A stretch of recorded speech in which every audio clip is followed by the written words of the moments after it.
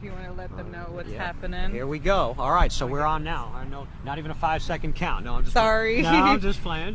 Hey, we're back at the Beat Baseball Showcase event in San Antonio, Texas. Get ready for the third game. There's been a little change of plans for this third game. In case you haven't seen it, you're not aware, it's going to be Texas against the world. Texas against everyone else. We got an even number, basically, of players who represent teams in the state of Texas and players that represent teams from other parts of the country. And so, since Team Red won the first two games, including that thriller earlier, 24-23, we're going to switch it up a little bit, and these guys are revved up, motivated, ready to play. It's going to be Texas against everybody. So we'll go over that. We're going to have Katie Mathena and maybe a special guest here on the broadcast. And right now they're finishing up warm-ups and they're going to get ready to go. So, but we're going to keep it on live here until we're ready to get her done. Are we going through these mics and not that's the mic on you now? Are we doing these two? Oh, no, I think, Because you're not hooked up yet. Oh yeah, well ask her, no, she told me we were ready to go, but okay. Except for the mic, the lapel Yeah, mic. Where's that lapel mic then? She, You guys are going to hear us do some behind the scenes stuff, sorry. Rosie, you got the mic? Oh, all right, Katie. What? We'll leave it up to you.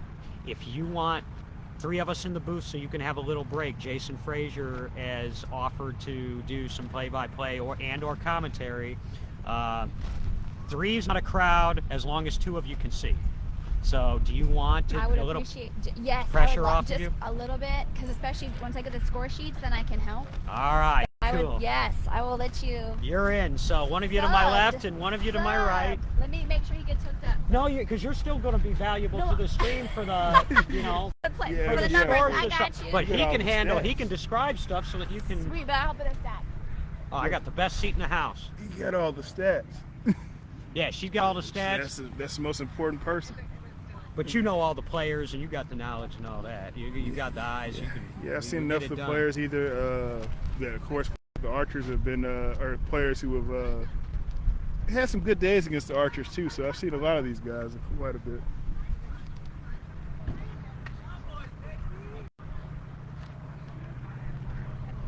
And I've heard nothing but good things about the last live stream. So hopefully we can get it done again. Yeah, yeah, I saw the good reviews on Facebook too as well. So now it appears what's going to happen for this game is that Team Red is going to be the rest and Team Blue is going to be Texas. And so Team Red is just sending a few teams to Team Blue and vice versa. Of course, Jeremy Lopez will be the pitcher for the blue team. Jonathan Fleming will be the coach, and Mike Curtis and Jared Woodard on the other side for Team Red. And I mean, we could rattle off the rosters, but you're going to get the hang of it pretty quick. Anybody who follows beat ball knows who's going to be the Texas. Now, look, when we say Texas, we mean players from anywhere as long as they represent a Texas team. So, for instance, Mike Coughlin, who lives in Pennsylvania, he plays for the Bayou City Heat. He will be Team Texas. Stanley Griffin lives in Ohio, but played for the Tyler Tigers this year at the World Series. He will be Team Texas. And Mike Finn from California, but of course the longtime Austin Blackhawk now, he will be Team Texas. So I believe we have 11 from Texas and 10 from everywhere else. Yep, that seems correct. And pretty much the makeup of the team from the rest are Philly Fire, Comets, one representative from each of the Indy teams, and Gateway Archers. So He's out there. Jason's out there. That's correct, yep. Philly, Gateway, Chicago, and then representatives, of course, Justin Holland and Gerald Dykes from the Edge and the Thunder, respectively. And then, of course, the Texas teams represented. You got one from the BCS Outlaws. That's Hillary Oswald, who had as big an impact in that last game for Team Red as anybody else, including scoring the tying run. Mike Coughlin is the Bayou City Heat representative. You got two from the Tyler Tigers, Ron Jordan and Stanley Griffin. You've got four from the San Antonio Jets. Cataneda, Cox, Arambula, and David Smith. And then you've got from the Austin Blackhawks, you have Darius Sterling, Daniel Brock, and Mike Finn. So, by my count, that is 11. Yeah, you did good on the math part. You did way better than I would do on that part. I've been hanging out with Katie all week long, and so my math is getting better. It took 30 years for me to get my math up to a 5th grade level, but here we are. I say once you start running past fingers, it gets a little difficult for me. So glad you figured out the 11.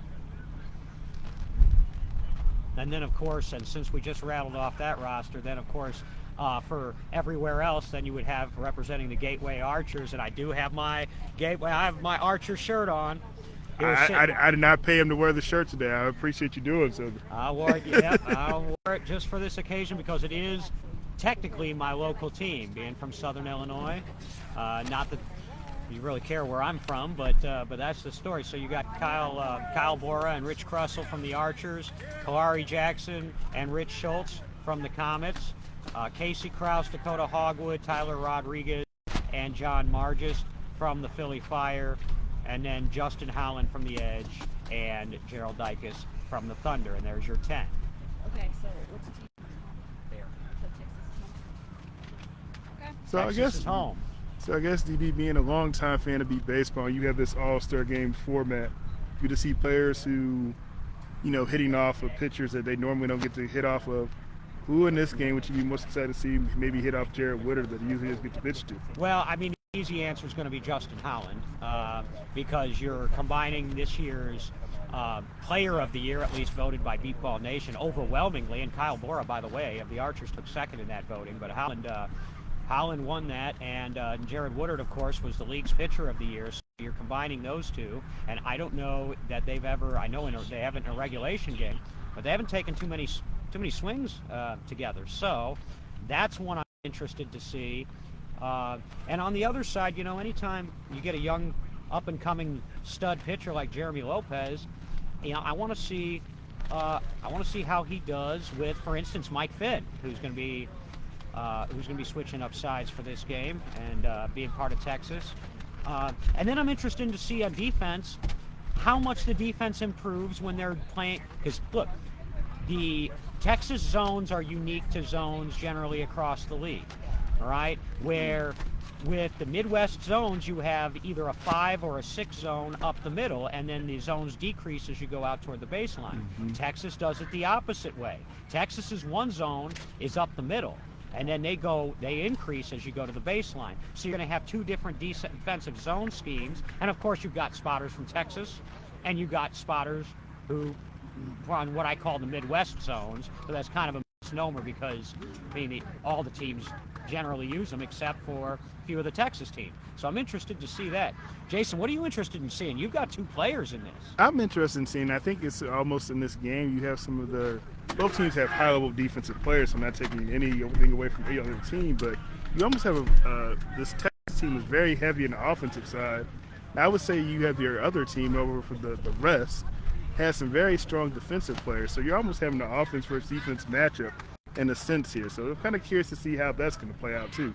And the other thing that you're going to see is you're going to see multiple players from the same team that are now playing with their teammates. So for instance, you got 4 from San Antonio on one side, you got 4 from Philly on the other side, and so it's going to be a little bit more familiar. And of course, San Antonio, Austin, and the teams down here, they see each other frequently, and so it's going to be a little bit more familiarity. I saw it was very interesting, and we talked about it last game. Axel Cox and Zach Arambula have been sort of the Pippen and Jordan, if you will, of Texas beat ball for the last 10 or 15 years. And there was a play where Zach Arambula hit a screamer, and Axel almost put him out in that last game. And I just thought it was really cool to see, Zach on Axel in a showcase event because, they've been teammates since they broke into the league. And so that's just, I thought that was a really cool moment.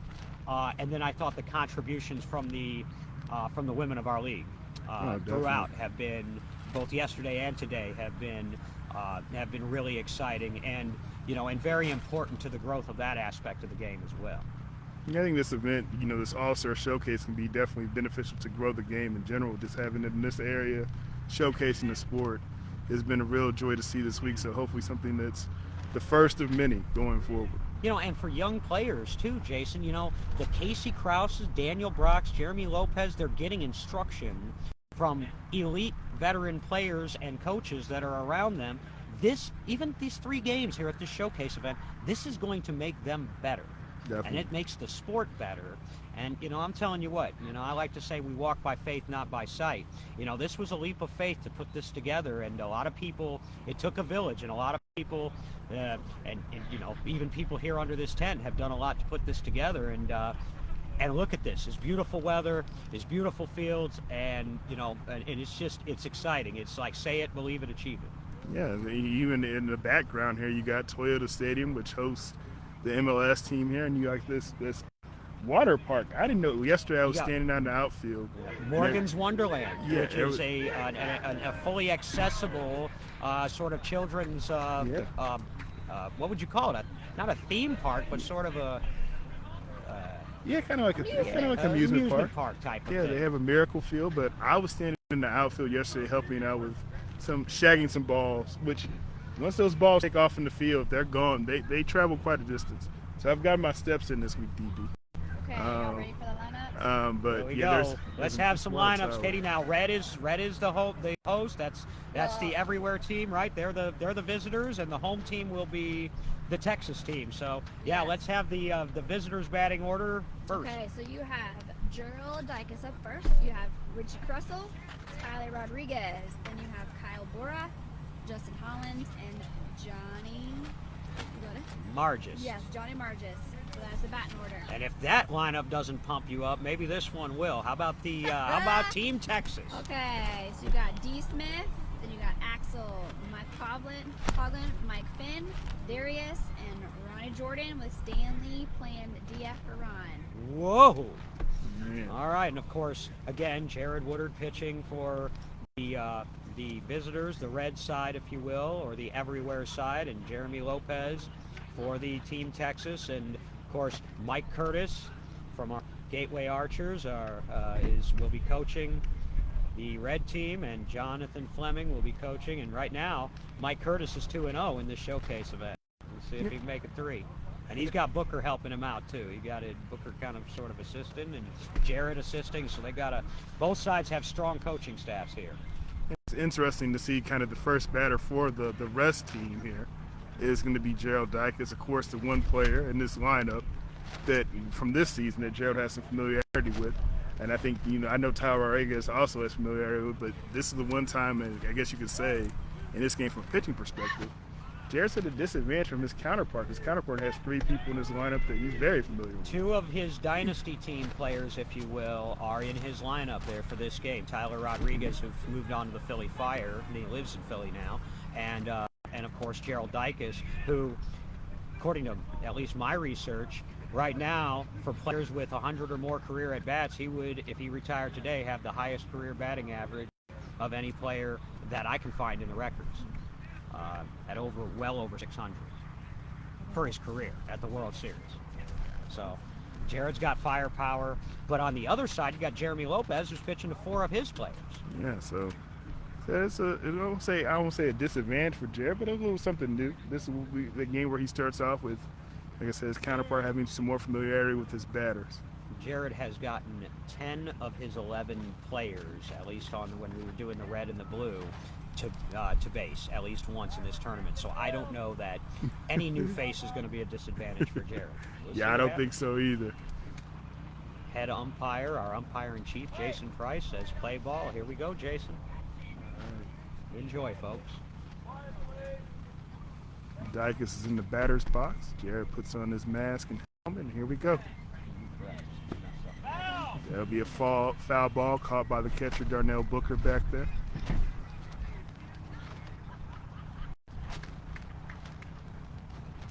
Hands the bat back to Dicus, sets back up, gets ready for pitch number 2. 1 strike, play.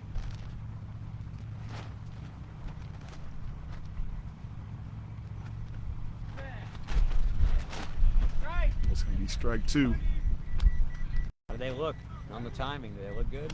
Timing looks good here. Just that ball just went a little bit outside there. Here we go for pitch 3.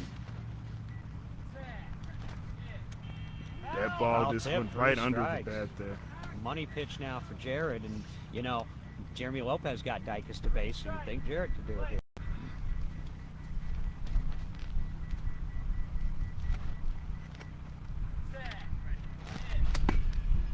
Ball straight down the middle. So you get past the outstretched Axel Cox. That's going deep into deep center. That's a run. Good start for Jared's crew, and run from his leadoff hitter, and Dicus was the leadoff hitter for the Indy Thunder too. So yeah, absolutely no surprise that he would put him first in his batting order. 1-0, and I'm not going to be on the microphone for this game. I don't mind him coming and asking for scores now. Then he's feeling better. Not that it matters to you guys, but the headache that was plaguing me for the last half of the game, which is why I was totally losing track of everything and leaning on Katie, it has resolved itself. Here we have a guy that I know I'm very familiar with, Richie Cross with the Gateway Archers, batting second here. He had some good success off, some good at-bats off Jared in that last game. He's been in the red team all for this whole weekend, so they've built some rapport here. My call gets deep clear base, right? Yeah.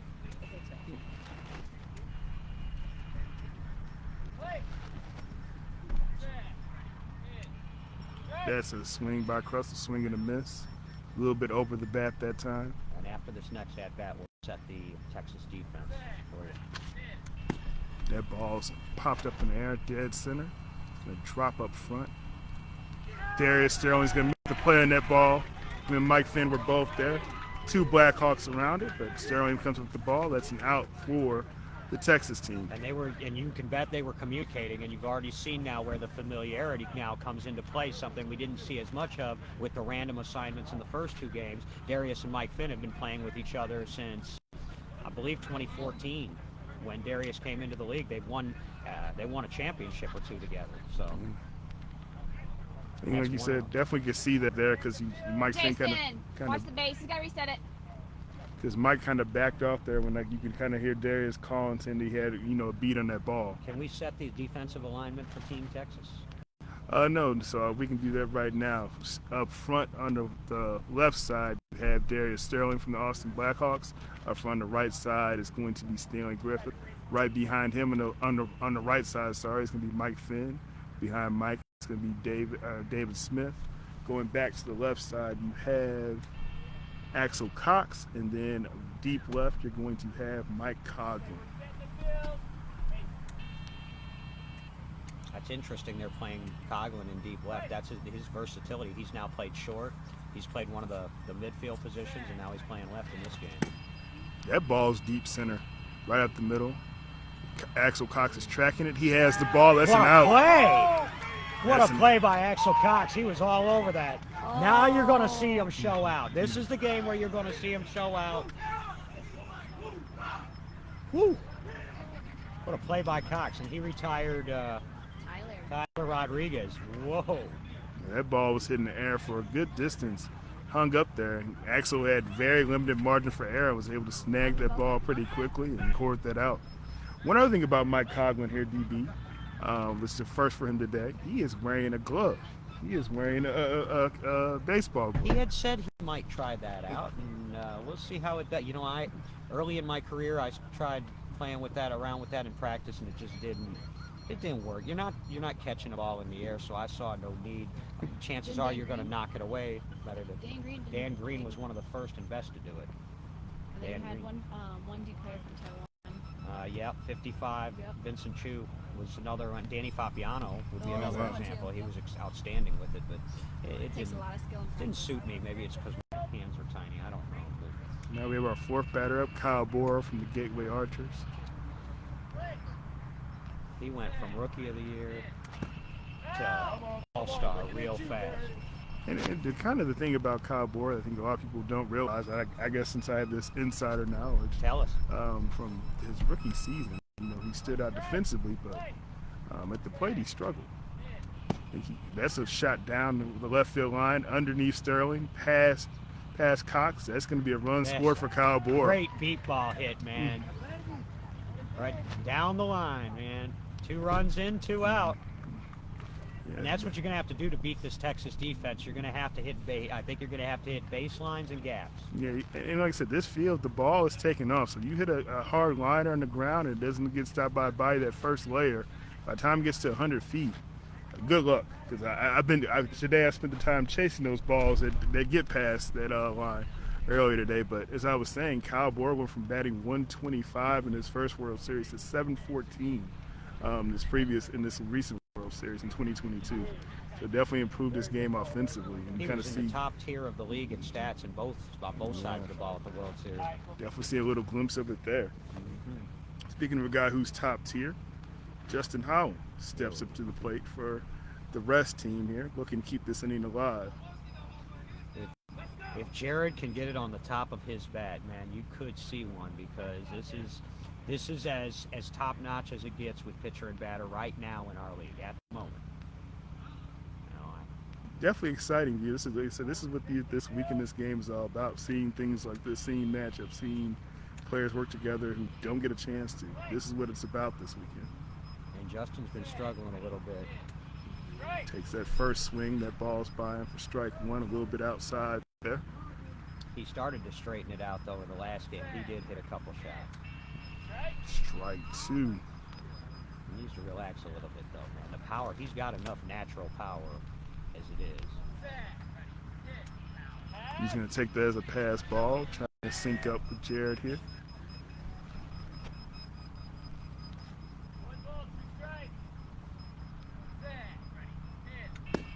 That ball's in the air. That's going to be a fair ball. Nope. Just bounce foul. Just foul, man. Yeah, bounce in the fair territory, but bounce right back out. That was going to be that was going to be in that coffin corner there. That was going to be a tough ball for Darius Sterling. He was beating up there, but I think Colin would have had it. But we'll do this over again. With 3 strikes. It's a money ball. But that's what you were talking about there. He got the ball on the top of the bat, just like you said. If you can get on the top of the bat, he's going to be able to put a pretty good shot on the ball. There are fly ball pitchers and there are line drive pitchers. Some pitchers have a more flat pitch than others, and if they flat pitch Justin, he's going to hit screaming line drives, but they're going to be home runs if you hit the top of his bat. Ooh, and he tried to pull it and was early. Did you see that? He jumped it. Yep. And it may take an at batter too, and Jared told him right away early. Yeah, he jumped him. And it's a good idea. Justin's power is everywhere, but his main power is going to be, 2 to 4 on the left side is that left center field power alley. So definitely, he's trying to pull it. 2 innings, or that's 2 runs. That's 3 outs. All right. So that's 2. That's the end of the top of the first. The rest team was able to pick up 2 runs there, so it's 2-0 going here to the bottom of the first. You get D. Smith leading off for Team Texas. D. Smith, his last at bat was a walk-off to win that barn burner of a game, 24-23. We already voted on Game of the Year, but if we hadn't, that one certainly would have been high on the list. That was one of the more exciting ones I've seen. Okay, so he has the highest batting average right now this weekend, batting at, so his batting is a 909 batting average right now. Definitely no surprise there, I would think, DB. 909, what is that then? 9 out of 11 are we looking at? Or? You didn't ask that question. I have 3 score sheets to look at. Hey. Here's D. Smith, the hero of the last game with the walk-off hit. 10 out of 11. I'd also say a hero this weekend, DB. You talk about how people contributing and putting their thoughts and processes in. I'd say D. Smith would be one of those guys. I think he would. I think you could pick your choice of heroes for this weekend. That first pitch is going to be a foul ball there. Foul back. David Smith's had a great weekend so far. Mike Finn's had a great weekend. Mike Coglin's had a great weekend. Richie Schultz has had a great weekend. Zach Arambula. And Hillary when she's had opportunity. That ball's going to get to shallow left side. Oh, that's going to be a close play. Oh, close play there. Bang, Justin bang. Holland was all over, but D. Smith beat him to the bag here. And when D. Smith gives you a short ball, though, you got to pick it up because that's a gift. He doesn't give you a lot of those. Yeah, So they're on the board. It's 2-1. I don't envy that call. That was a bang play right there. Next you'll get Axel Cox up here for Team Texas.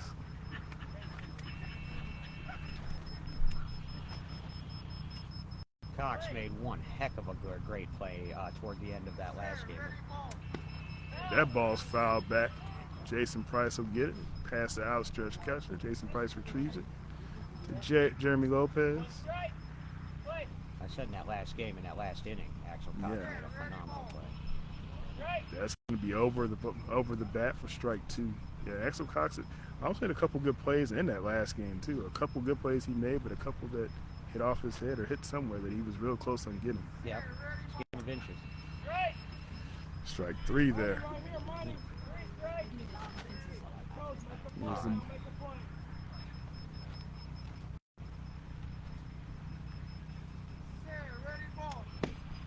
That ball's down the line. That's a screamer down the left field line.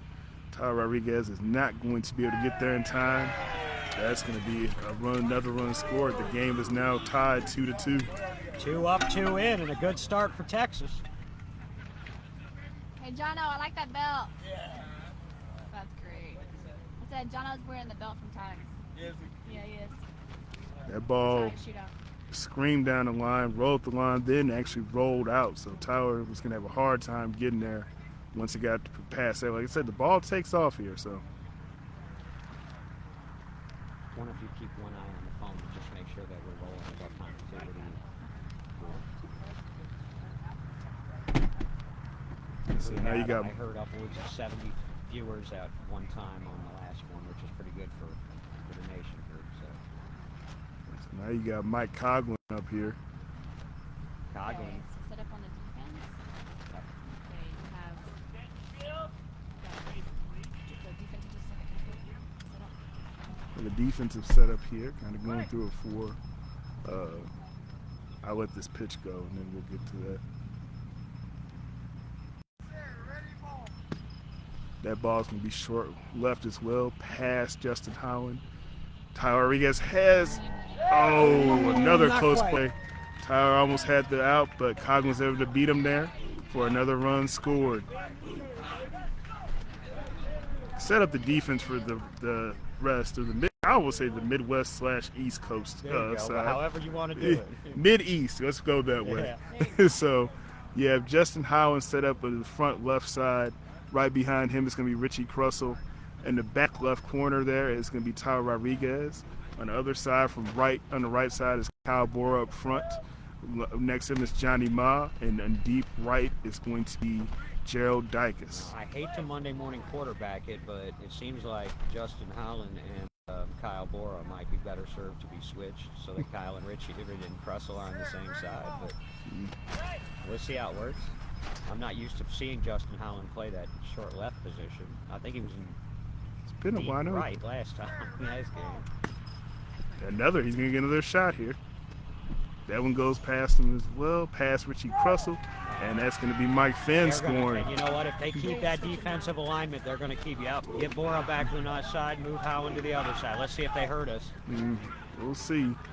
Because I know during games for the Archers, like I said, with the inside information, when there's games where Richie Crussell cannot be on that side or Ethan Johnston, usually Kyle Bora is the one who is on that side. So he has some familiarity playing on that side too. So that's going to make it 4-2. 4 up, four batters, 4 runs here for Team Texas. Darius Sterling checks in here. It's the 5th batter of this inning. Now Jeremy Lopez's team yesterday jumped out to a 9-2 lead, and then Jared's team came storming back. So I mean, even in that last game, the bottom of the 6th, I think they were up by 6 or 7 runs, and I believe it was a 6-run spread going on. That ball's going to be another side towards Kyle Bora. It's going to be front. Bora makes the put out there. Solid and clean. Boy, that kid can play. Makes the put out there on Darius Sterling. That's the first out of the inning. The team needed that one because he said you don't want to keep the runs pouring in and without a stop there. So key stop for Kyle Bora, making it out. Next you have Ron Jordan from the Tyler Tigers. He was my pick to win the home run derby yesterday. I saw him in batting practice. I thought he was going to have a pretty solid shot. Him or Justin Howland, and of course they each hit one. We ended up with a four-way tie. Mike.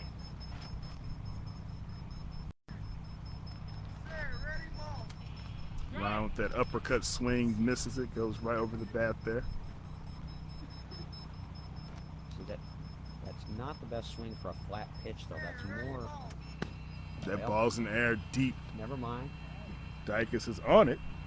Oh, just went under his arms. Ron Jordan's going to score a run for Team Texas.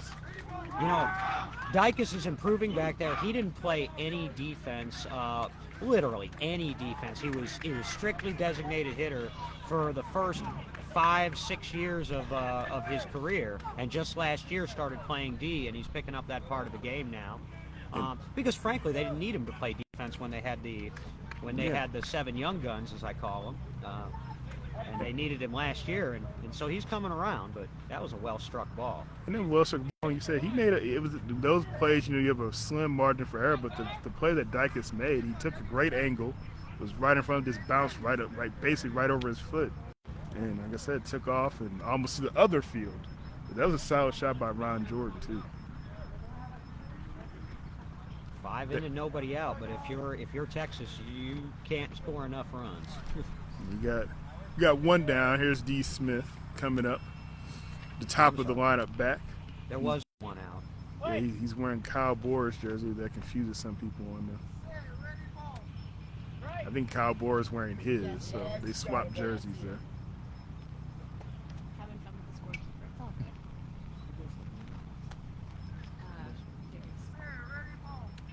That ball almost took off Jeremy's face. That's up the middle. That's going to be gone. No one's going to catch up to that one. That's a run scored by D. Smith. And that'll keep rolling. That'll roll halfway to Odessa, Texas, y'all. I mean, for soccer fans right now, it almost rolled into a goal in the other field. So, I mean. My goodness gracious. And that's what I mean about a line drive. You know what? You can the high fly balls might be more spectacular, but in a game situation, man, those hard line drives are just as effective. Yeah. You got to give credit to Jeremy Lopez in that too, because that shot was up the middle, and I thought his face. I was like, thank God he's wearing a mask. I thought that was going right back at his face. So it doesn't really matter who pitches to David Smith in this tournament. He hit 800 at the World Series, and he hasn't missed a beat. I have him now 11 for 12.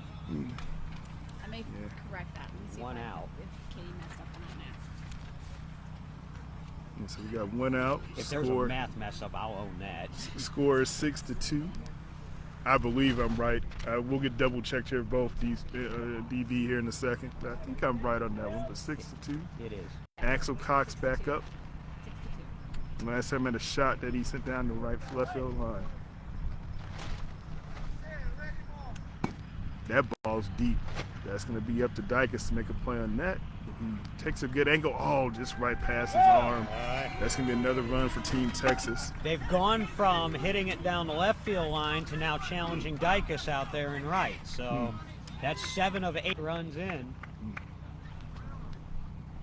Remember, they got 9 in the first yesterday. By they, I mean the blue team. It was obviously a little bit different crew, but yeah, no, you got 2 solid shots there. I mean, 3 solid shots in a row, because the one by Jordan was well placed, well struck as well. So they're not getting cheated on contact here these last few at bats.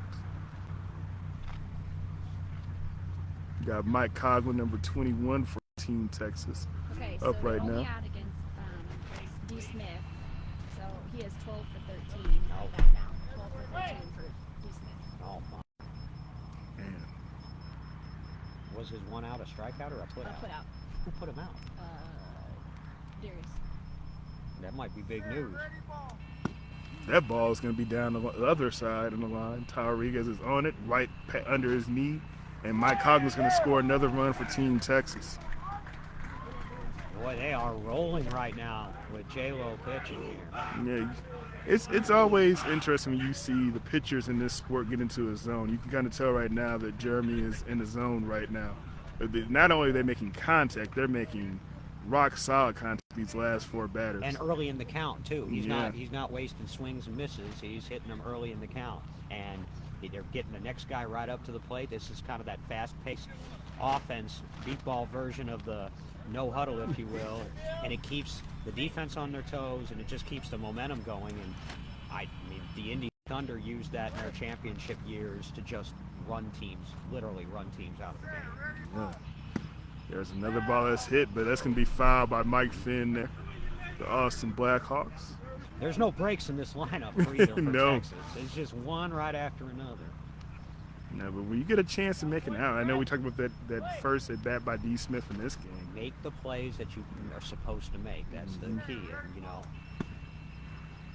That ball's going to give an opportunity for Kyle Bora, and he's going to make the play up there. There That's you the go. second out of this inning. Mike Finn. two putouts both by Bora. Yeah, like you said, you got to make the plays. So you look back at those plays you missed. You're gonna trace it when you get these long innings. It's like, man, we should have had that put out there. We should have had that put out over there. You know, a play that you don't make is one run directly, but, you know, it's the indirect runs. It's the runs that score. This inning would be over. Yeah. So that puts Kyle Bora at 6 putouts for this weekend. Does that give him the put-out lead now? Coughlin's got Oh it. no, he's at 5. So no, the highest is Cody Cross 6, and then Johnny Ma with 6, and then you have Mike C with 5, Darius with 5, and Kyle B now at 5. Oh, wow. So Case Cross, sorry. here's Sterling up. That ball's put in the air. Christina moves out the way. Right over Justin. Richie Crust is going to have a chance. He's going to have to beat What quick. a He just beat Darius to get into that base. Russell showing out. This got to put a smile on your face, Jason No, Frazier. We're out of the inning. 3 putouts of the inning all by the Archers. I can't complain about that. So, However, that was a pretty damaging inning. I counted, Yeah. is that 8? we're 8-2. 8. Yep. 8-2. Jared's been in this situation before. Last evening it was 9-2 after the first, and so he hasn't even gone fully once through his batting order. They'll have the 6th spot up and then roll back to the top, and I have a sense it's going to take more than 9 runs to win this game. Yeah, I think you've seen this from a front person view perspective with Jared Woodard. No lead is ever safe when he's in the mound of the you're going against him. No, whether it's 1 run to 10 or probably even 15, you never feel that lead is safe with Jared pitching against you. In 2019, in the undefeated Friday game to get to the championship game, the Jets went into the top of the 6th inning, leading 25-20, and Jared proceeded to rattle off 10 runs with his Thunder, take a 30-25 lead. The game ended 30-28. So I mean, the Jets know better than anyone what Jared can do with late in games with his, and you know what Jared would say, it's not just Jared, you know, pitching and bat and hitting in this league is a team effort, a tandem effort between really threesome. I mean, because a good catchers don't get enough credit in baseball, but a good catcher can help out his pitcher and the batter. He can do things such as align him with the plate if his stance is a little off, changes target for his pitcher, and it's really sweet music when it's done effectively. Yeah, when all 3 are in sync, we'll see if they can get that in sync with Johnny Ma to start off this inning. They do right off the bat. He puts the ball down the line, right past under the glove of Mike Coughlin. It's unusual saying it to beat baseball, but that is going to get under his glove, and that's going to be a run there for Johnny Ma to start off this inning. And it is 8-3. That's a good start. One pitch. First One pitch. pitch. Now you're back to the top of the lineup with a guy that Jared is definitely familiar with. Gerald Dyke is coming up here. But I wonder, DB, do you think the glove, I know we mentioned it earlier, Cobbin playing with the glove, that play, I'm going to blame it on him wearing that glove, but it seemed like it was a little out of whack. Usually that's a play I think he makes. Well, the risk I always think you run is knocking the ball away in this sport, because a lot of times you're on the ground. That's going to be strike 1. You're adding an extra, dimension to your hand, and it's a matter. I mean, Danny Fabian, there's got a few that have been phenomenal with it. That ball's up center, straight up the middle. Pass Axel Cox. That's going to get away from everybody because that ball is taken off. Gerald Dyke is for the run scored here. 2 for 2 to start out this inning. So, as we said, never feel too confident when you see the tandem of Jared Woodard and Darnell Booker catching. Of course, the batters make a difference there. But We're up to 8-4. Is the Mid-East, the Mid-East teams, I'm going to start calling them, or whatever. We'll find a good name for them. It's starting to come back here.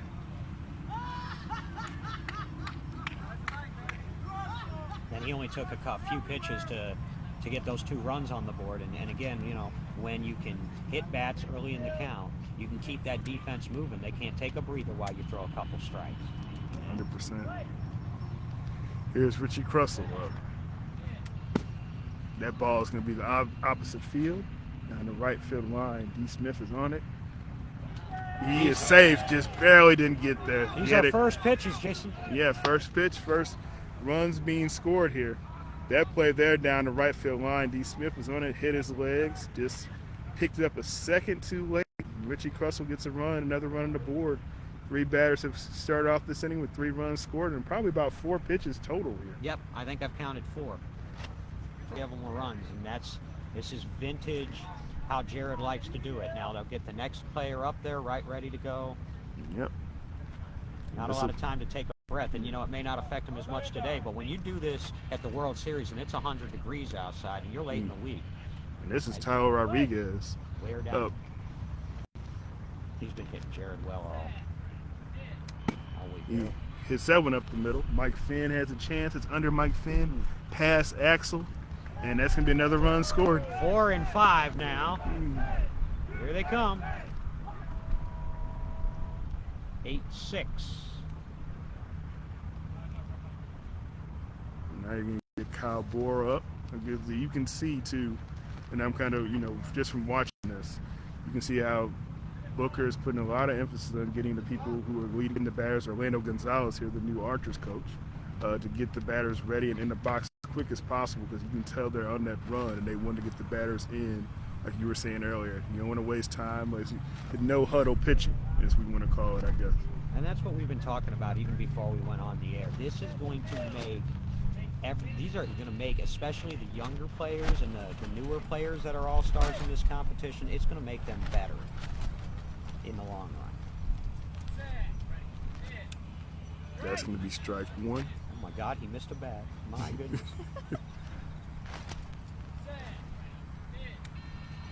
Kyle Bohr is a little late on that one.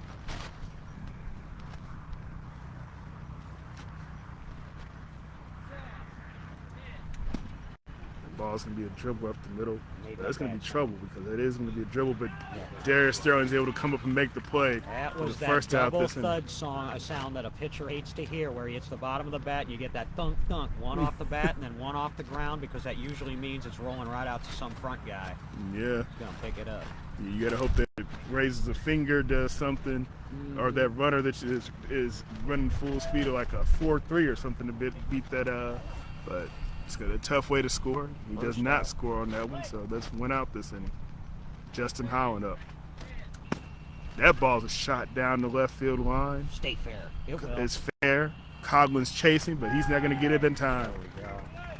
He's like a completely different person playing defense. And that's going to be a run scored by Justin Holland. Yeah, because he's trying to play. Are you But seeing he's it also too? deep. He's also deep. Do you think He's it's so because different. deep or because of the glove? I don't know. And, okay, you look at their defense. One, David Smith is on the other side. He played deep, third base side the entire time he's been out there. Coughlin's been a middle guy. Mm-hmm. You know what I mean? The entire weekend. So I understand Axel and all that, to be able to get that kind of Mike Finn duo, the language and communication. But when you've had a guy, different position, from middle to deep, even the last guy there. And he's playing it with the glove. Yeah. I mean, and if anybody can do it, I mean, he can. But Right. right now, it's He's played at all 3 depths on the field now. We were saying, each game. Johnny Ma's he's gonna have a dribble. That one's up a little bit further. Sterling's coming. He's under Sterling, and That's a play that's got to be made. Got to be made in this game. And that's what I was saying in that ball that Bohr hit. Those are those little balls that are dribblers. You're hoping that front guys can either overrun it, lay on top of it, kick it. And that's when you usually score. And that's kind of what happened. You saw the 2 opposite things. Last time Sterling was able to slide into the ball effectively. That time he just actually overran it and kind of went right over the ball. So Johnny Ma was able to put a run on the board. And I think now we're at 8-7, I believe. 8-7, and they just flipped the lineup. If you have a 6-hitter in your lineup that can do that with 2 outs, it just makes the whole rest of the lineup that much more dangerous. That ball's sky down the air over the head of Darius Sterling. Oh, kicks it away from him. Run scored by Dykes. I wonder if that's why Coughlin's wearing a glove and playing deep. I wonder if he's going to take a shot at trying to snag one. If you were ever going to do it, because you don't want to do it in a game at a World Series with a lot on the line, because more often than not, the ball's going to go over your head and you just Jason. mess your team Jason. up. But Jason, one out, right? Yep. and so that's the tie and run there. One down. It's 8-8. Richie Crussell up. That ball was over the head of Sterling, over the head of Cox. Coughlin covered a lot of ground there trying to make a play on it, but just couldn't get there in time. But you know that's going to be tough too with Gerald Dykes running anyways with the ball in the air that long. That's going to be a tough play to make. Yeah, that was. That ball's a dribbler, and I think it's going to roll fair. Yeah, it's going to. Oh. Jason with the quick foul call. He was on top of it. About 38 feet. 38, 39. Game of inches, my friend. Game of inches.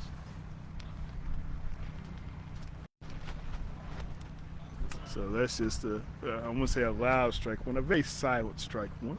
So Richie Crussell being guided back into the batter's box by Darnell Booker. We're playing this, if you're just joining us, this game is a mix. It's Team Texas versus the rest.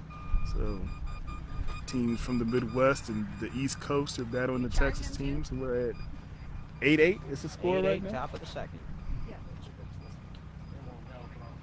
Yes. 8-8.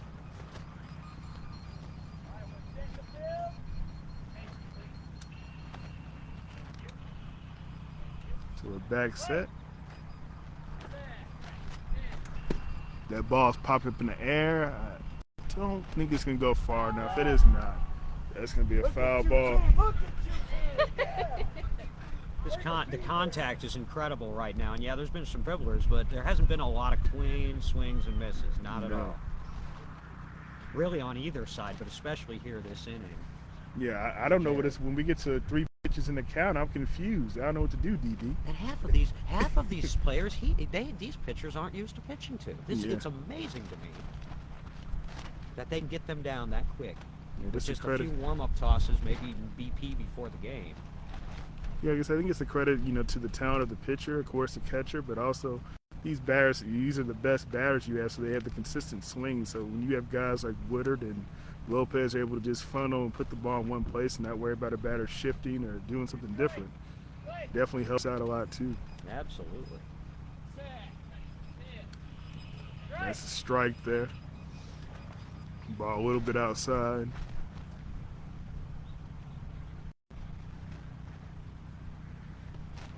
I think Jared's making an adjustment here. That ball's going to be it's going to be to the left side, past Axel. Coughling makes a dive. Crussell's going to be there. That's a run scored. And he's found Tyler, so that's not an issue, and that'll give him the lead, 9-8. 9-8. Richie Crussell with the run scored. Now we got Tyler Rodriguez up. That ball was right past Darius Sterling's fingers. So it wasn't a super hard hit ball, but it just had enough, as what they call a seeing eye single. Found enough space to get around Darius, got past Axel, and even Mike Coughling had to stab it at the back, and he still can get there. So just found his way between 3 people to give the team of the rest the lead here at 9-8. Russell continues with some solid contact, and now Tyler Rodriguez is up in play. And Jared, as I said earlier, Jared's found him. Yeah, he's had a couple solid shots this game already.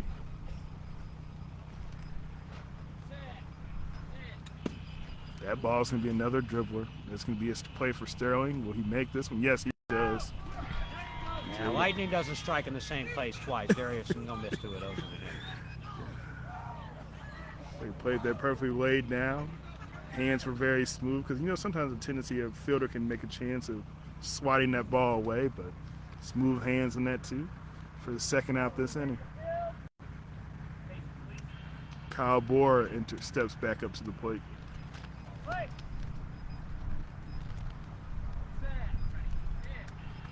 The ball is a strike, just outside. Set back up for the next pitch. That ball's fouled behind him. solid straight back like that, that usually means the timing's good. They're on it. That ball's gonna be strike 3. Haven't had a strike 3 count, a 3-strike count in a while here, I DB. can't remember the last one. That ball's in the air, right past, from which Mike Finn lays out perfectly. Ball hits him right in the chest, rolls right to the hands. So fundamentally sound. That's as fundamentally sound as you're going to get in this game. And that'll end the inning. I have 10-8. Yeah, like I said, that's a play I think that I know from in the World Series we've seen more times than not from Mike Finn. Ball hitting him right in the chest, rolling right up to the hands.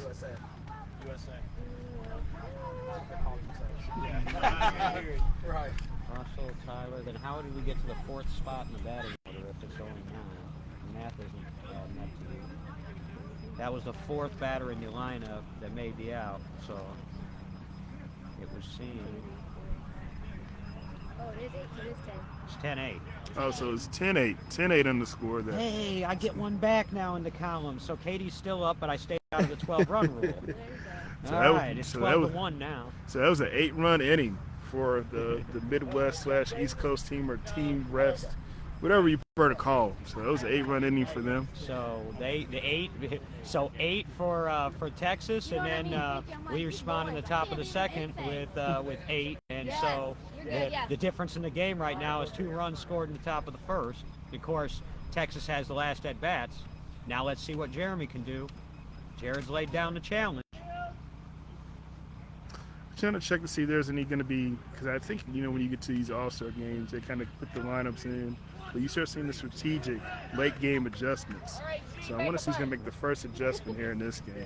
Right now, we still have the same defensive alignment out here for the Team Rest, is what we're going to call Ron Jordan up. He had a blast his first time. That one.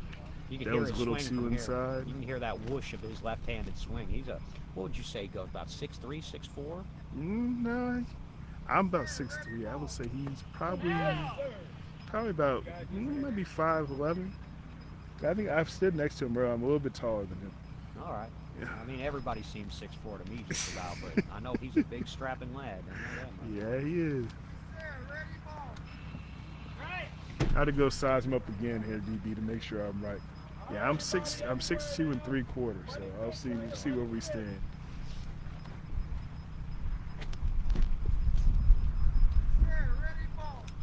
That ball's in the air, up the middle. Dive, Kressel dives, it bounces over him. Rodriguez is stretching out, doesn't make the play. Ron Jordan puts another run on the board. Team Texas 10-9 now. So J-Lo says take that right back, and we got a heavyweight.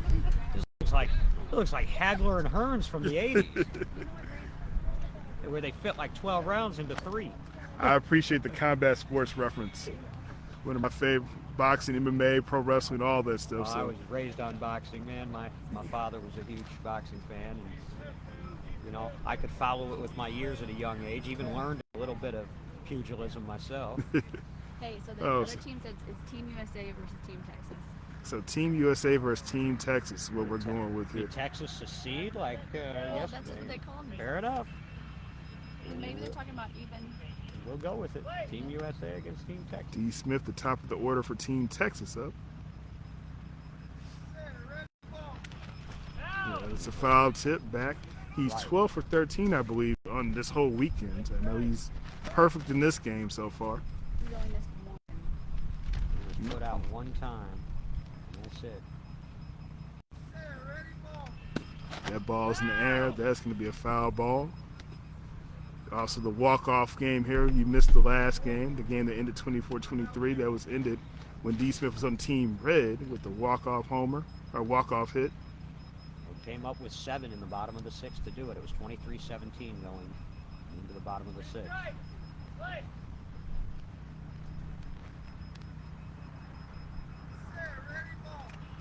That's another foul tip back, right back to the catcher. Money pitch.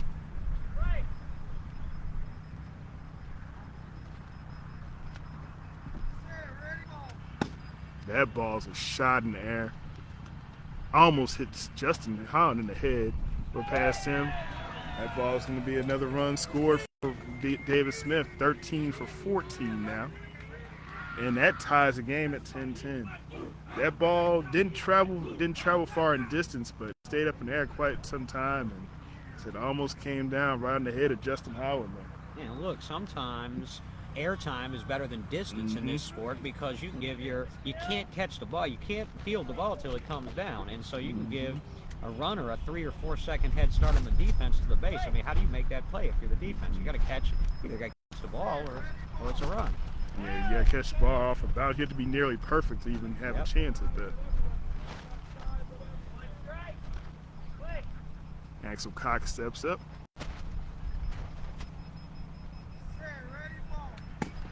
That ball's a shot out there too as well. Pass. Oh, Tyler Rodriguez had a chance to bounce off his body. And when he had a chance at that, that ball was hit to deep left center. Tyler Rodriguez made a nice play, nice grab, but could not come up with it.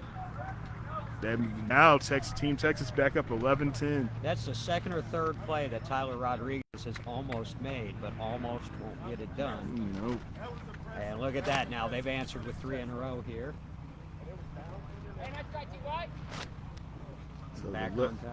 So the lefty up now, Mike Cogman, stands in the batter's box.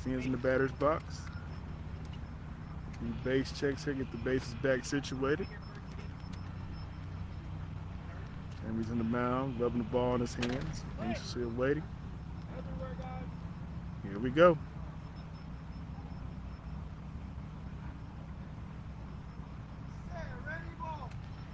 That pitch is over his back. As you can hear Darnell Booker say everywhere, Mike Cogman's spray chart for this weekend is pretty impressive, so you can't just play him the pool.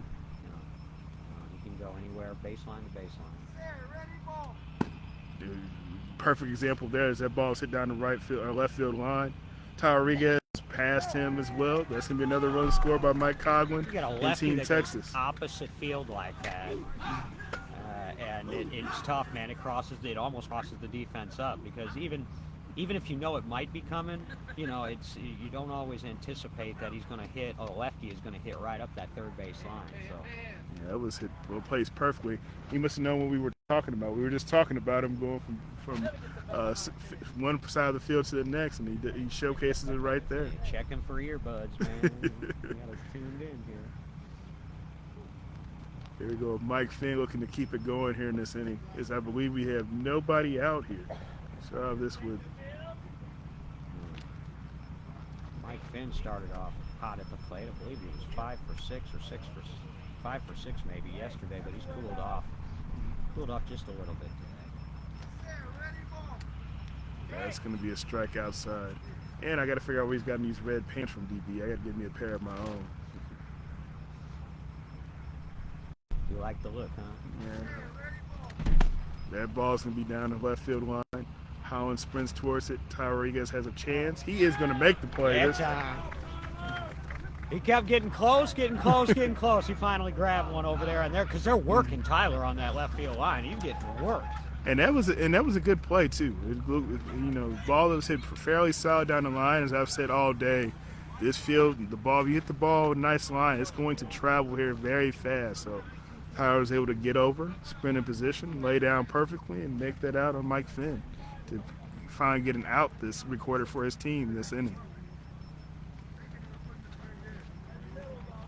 And now we got Darius Sterling of the Austin Blackhawks. Back-to-back Blackhawks in this lineup. Number 21 for Team Texas today.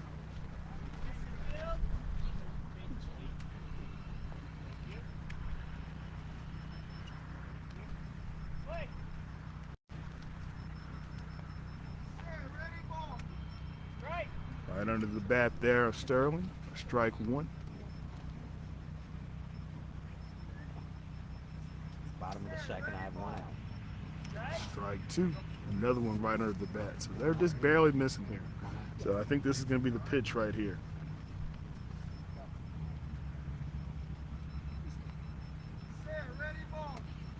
Oh, under it again. The Sterling swing kind of starts back and he kind of cocks it back and then comes up as he's entering the zone. Just like that, that's going to be in the air right to Kyle Bohr, right bounces over him. Ball is recorded. Johnny Ma with the put out Look there. at that. I don't wonder if we didn't hear it from here, but I wonder if Kyle Bora communicated with him because Johnny Ma had his back and he had it quickly. Yeah, 'cause I think they're gonna. Well, I was like they're gonna try to challenge there, but I don't. Cause it was a close play, but I don't know who Jason Price would ask if there was a challenge. Now remember, tie goes to the fielder in this sport. So, Yeah, so unlike traditional baseball, if the umpire cannot make a judgment call because it was that close, I don't believe in anything like a strict tie. But yeah. if he can't make the call, then he's supposed to call him out. So, he ball bounced over Bohr, was able to. Johnny Ma was supporting right behind him, almost like a free safety in football, right there behind him to support. Now we got Ron Jordan up. Right over the bat there. Is that vicious, violent uppercut swing of Ron Jordan there.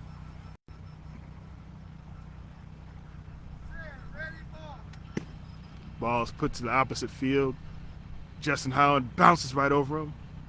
Tyreek, nope, he's not going to get there in time. That's going to be a run scored by Jordan. 4th of the inning, 12th of the game by my count, and now it's 12-10. So, a good answer. That's a key run for them because not only do you score a run, like you said earlier, you bring up the top of the lineup, and the top of the lineup for this team, Texas, is David Smith, who was 13 for 14 this weekend. So I'll correct myself, it is 13-10. Yes, that's 5 13-10. runs now in the inning. So that's a very crucial run here.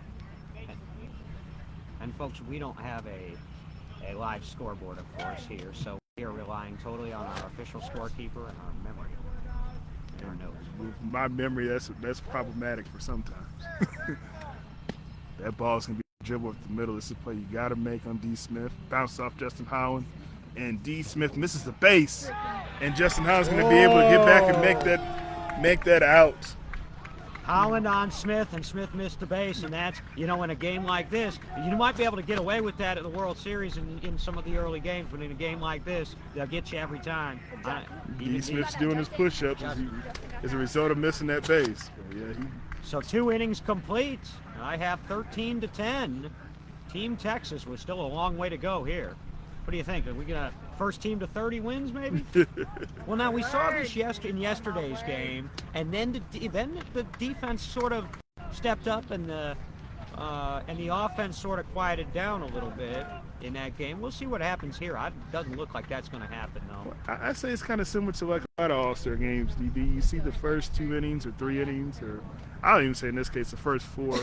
The coaches kind of let it play out. Then they start getting a little bit more strategic and a little bit more balanced because then it kicks in like, hey, we got 2 innings to pull this off. And I think you see some more adjustments, defensive players coming in, defensive replacements. I think that's what you saw a little bit yesterday and probably we'll see later today. Sure. I mean, I think I saw Coach Curtis in the second game pull the game earlier today, pull the North Carolina Tar Heel move 5 for 5. He subbed 5 in and 5 out. Yeah, left everybody but left, I think, Casey Krause in the game, and then ended up having to sub him out too. So everybody got in and out in that game. So you start seeing a little bit more of a, as the game gets along, it's a friendly competition. But when it gets to those later innings, it gets a little bit tighter, a little bit more calculated here in the later innings.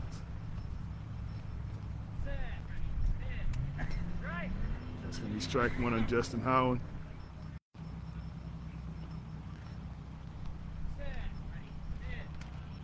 That's strike 2. Justin's got a fan club watching at home. He's got a lot of followers in Beat Ball Nation and family and so forth. And hello, North Carolina. Strike 3, just a little foul tip there. Should connect here so he can show off for his fan club, hopefully. That ball is going to be down the left field line. Sterling lays down, goes through his arms. That's going to be a run scored. Got to be clean. Axel Cox was able to come over there, but not in time. It's going to be a run scored by Justin Howland there. Hopefully for his fan club there, I was able to see that one. As if you're looking at his jersey, he's number 22. He's in the blue team earlier. So some of the guys switched jerseys since we switched teams. Since now it's Team Texas. Oh, I didn't know versus, that until you said it. I just assumed that they were wearing their jersey, so they actually tried to color code for them. Yeah, so they're trying to color code. Johnny Ma must have not found a switching partner. He's still in his blue jersey. I don't know that I would wear Johnny Ma's jersey after a couple games of week 12.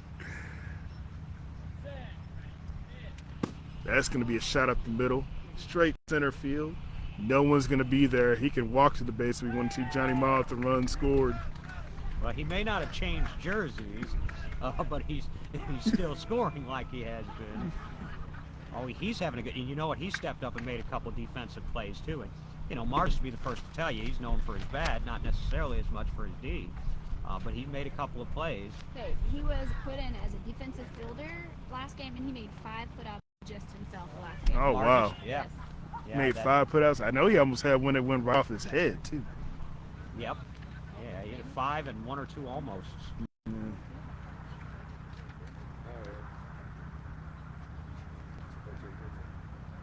So that's going to put us at 13-12. And now you have the top of the lineup up with Gerald Dicus coming up here. All Indy Thunder here in the batter's box right now. From catcher to pitcher to batter.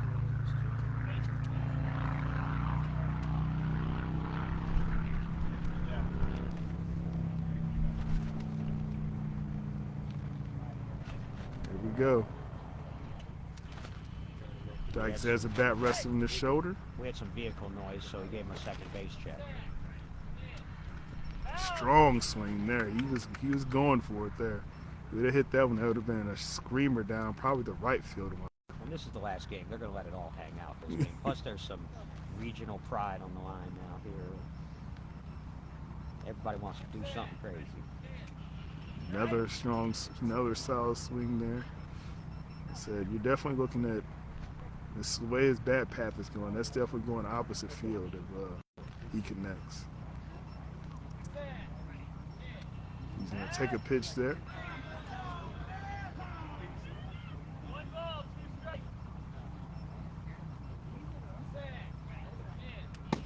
That ball's in the air, right, shallow right center. He's going to be safe. Too much speed and too much hang time. Yeah, Stanley Griffith tried to get up there, but like you said, too much speed there with Gerald Dicus. The ball hitting the air, that and you basically got not even probably a second to grab it. Also, third base came on, and he's a right-handed hitter, and of course, I mean, it works the same way that it does in traditional baseball. Your momentum's carrying you toward that base, so you add a little bit. I don't know as much in beat ball how much you add, but you're going to add a little bit. I won't tell. Taking off your base time if you're a righty and third base comes on, and also if you're a lefty and first base comes on. It's just natural. Richie Crussell right away. That ball's past Mike Finn. That's going to be out of there. He can walk to the base. We won it 2-2. Run scored. What a hit for Crussell. Did that just tie the game? I think they may have put him ahead. Yes, put him ahead by 1. We did. 14-13, and back and forth we go, and Team USA now on top. And for those who maybe just joined us, we're 14-13. We're only in the top of the third inning. Nope. And that was just a 4-run answer now by Jared and his crew over there on the third base line, wearing, I suppose, mostly the red jersey. Because if somebody swapped and didn't swap with Johnny Ma, then that means there's another player. Yeah, so it's weird because you talk about mostly red. Is Tyler Rodriguez still in his blue jersey? But I thought he was. Am I losing my mind here, DB? Wasn't he on the red team? He was. Yeah, I'm very confused by that. So he's up. He's going to put a ball in the air right up the middle. Gets past. No, Stanley Griffith's going to be there. Nice play. Clean that up. Nice play by one of our defensive specialists, man. I mean, Stanley Griffin, people don't hear much about him because he doesn't bat a lot. He does what I did for, about the first 5 or 6 years of my career, which was mostly DF, but he's solid as it comes. So you can relate, DB. I can relate. Now, I I learned to hit, but I was a late bloomer kind of in that regard. I could always make good contact, but as far as getting power and airtime, it wasn't really till I hooked up with JT Herzog and the Comets the second time around, and then of course Jared after that. As you said that, I just remember. I think he had 2 runs in the last game though. Now, Kyle Bohr hits a shot over the head of Darius Sterling. That's going to be up to Coughlin with the glove. Tough play. Safe. Axel came over. Some miscommunication. Yeah, there's so a Axel and there? Coughlin were both over there. Both were trying to scramble for the ball. Kyle Bohr is going to score as a result of that. That's going to put him up 15-13. That was a nice shot by Kyle Bohr. 2 defenders who can cover a lot of range and are aggressive, like Coughlin and Cox, and they haven't played together before, not for any length of time, although I think Coughlin was with the Jets for one tournament a couple years ago. That's going to happen, you know. That ball's outside. So it looks like Justin Howland and Tyler Rodriguez swapped jerseys here. And that ball's straight up the middle. I think there's gonna be no one's gonna get that one. That's gonna be a run scored by Justin Howland. Solid shot, about 90 feet, and it landed about 90 feet up the middle and just took off past that. So you talk about guys I can relate to, DB. There's a guy out there right now who's retrieving the balls that have been skirting past the outfielders. I had that job the last 2 games, so I don't relate and I don't envy him this game. That can be a So task. now you're down here with us. So much easier. Got a chair. You got a chair, got a microphone, got good company, so it's good times out here. And usually if there's a field ump out there in a game like this, they're going to have the double responsibility of shagging balls to get through everybody and keep rolling halfway to another parking lot. There's been, you know, I field found out the here. hard way, DB. Now I know. Now I probably won't be signing up again for that. Yeah. Because now we have Johnny Ma stepping in.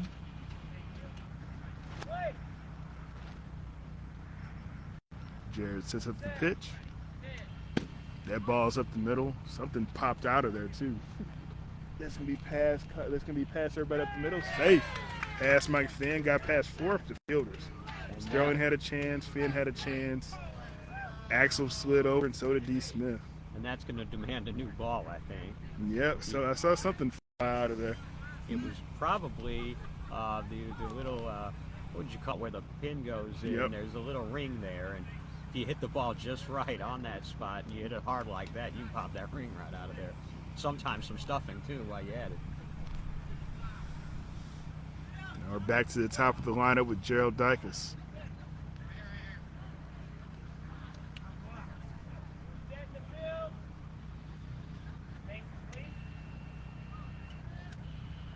Dyke is having a much better day. Struggled a little bit last night, but he got it figured out today. That Jared moves out the way. That's going to be the middle. Ooh, Play. close play there. Got past Sterling, got past Finn, but Axel Cox there to save the day and make that out there. Cox makes the play on Dicus. That is 2 outs. Yes. 2 down here. Actually, yes, that was so. And we have a score of A lot? No, I'm just kidding. 10, 11,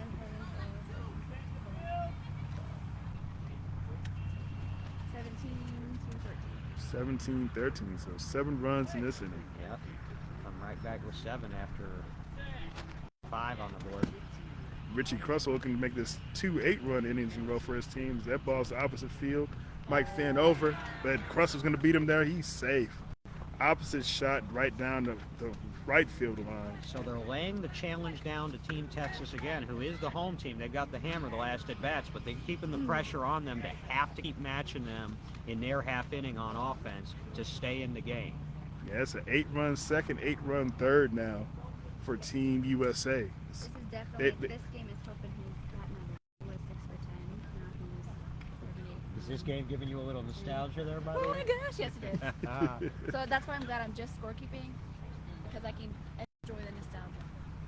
Good to enjoy the Enjoy it. nostalgia. I am If anybody's earned it, it's you. Thank you, gentlemen. Serious. Plus, you're better at commentary than I am. I don't know I about watch too that. much. I watch too much. I mean, it's very. That's why I can't spot. They always ask me to spot. I can't spot because I get caught watching. I don't call a number. Tyler Rodriguez up now with the ball down the opposite field. Mike Finn is tracking it. He's there, and he's going to make the out. That's as good as it gets, man. Good hit, better play. And that's the inning, and it took some defensive genius just to get him out of that one, and still 8 runs scored.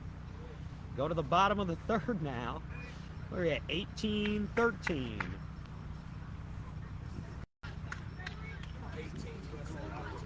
Yep, two 8-run innings in a row. I see Mike Curtis coming over this clipboard, so I guess we're going to have some changes here. Yes. Casey Krause is going in. All right, so you probably heard that, but that's Krause in for Bora. I think there's probably some more coming. We'll see what Katie gets when she gets back.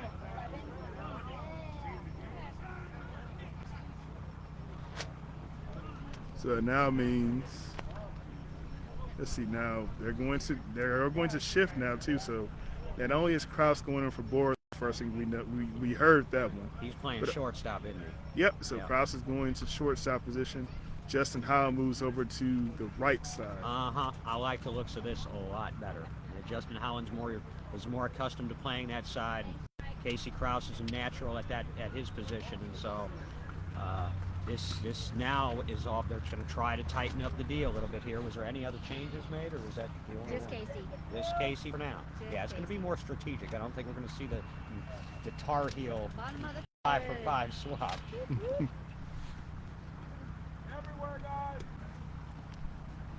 There we go with Axel Cox leading off. That ball's in the air. It's going to find Casey Krause immediately to try to make a play. And he's not going to make it in time as Axel Cox scores there. And the ball's hit short in the air, short on the left side. Casey Krause has made some very good plays, and he's had some good at-bats, but he's also had some growing pains here. And look, he's the Rookie of the Year this year, and he's playing up now with the big boys in this All-Star competition. This is going to make him that much better. Yeah, like I said, I think in that last game, I know he doesn't bat a lot. I think for his team, I was looking at before in the stats for the Fire, but he almost put a charge in when I thought had almost probably about 140 in the air earlier today off of Jared Woodard. So, but he's a young, he's a young guy, young player, and he tends to be a little bit hard on himself. And I can relate because there was a time when I was that way as well as a player, and because you want to succeed, but you just got to let go and move on to the next play. Yep. You get a chance here with Mike Coughlin coming up. Easier said than done, though, Jason. Yeah. That ball's going to be over right at Johnny Ma. Almost bounced and hit him. And that's going to be a run scored by Coughlin there. So here they come now back, and it's not taking them long either. One pitch special is going on here right now. I can't believe what I'm seeing. Well, I can, but I can't because this is as high level of competition as we're going to see in this sport. And look, and we had 9 of the best 30 that couldn't make it to this event. So yeah, we got 70% participation, but just think of what this could be down the road. I mean, if you look at too, you gotta, we talk about the players, but you also want to point out for the pitchers here. You also missed the guy who won the World Series and Kyle Kennedy not being here as well. Absolutely. So that just tells you a lot about some of the pitching depth in this league when you look at, Jared and Jeremy and Kyle Kennedy being represent the Gateway Archers. I'd be remiss if not mentioning the great Johnny Walker too as well. So just a lot of great pitching talent around the league. That's going to be over Mike Finn's bat right there for strike 1. We're going to have a substitution. That ball's opposite field. That's going to be foul. So Just going to sneak foul over there. Zach, also Darius. That's what he just told me. So it looks like Arambio will be coming in for Darius. Okay. So we'll see him this inning. Because I think that's the next spot for that. Yeah, because I think Darius was struggling and they were connecting, and so Darius was. Mike Finn gets back in the box. He steps in. Jeremy Lopez with the pitch. Foul ball. Catcher retrieves the ball back to Lopez. get ready for the next pitch.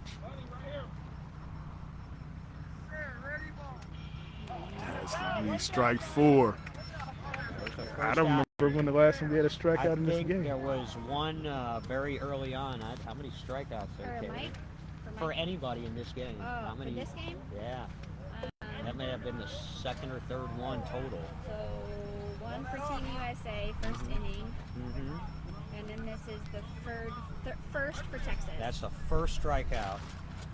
Yeah, first strikeout for Jeremy Jeremy Lopez. So Lopez. one strikeout apiece for both pitchers. Pretty impressive here, considering they're all pitching to guys that some of them they're not familiar with. So yes, Zach is up. So one strikeout for each team. Here's Zach Rambler checking in this game. He's just subbed in here. He was banging last game too.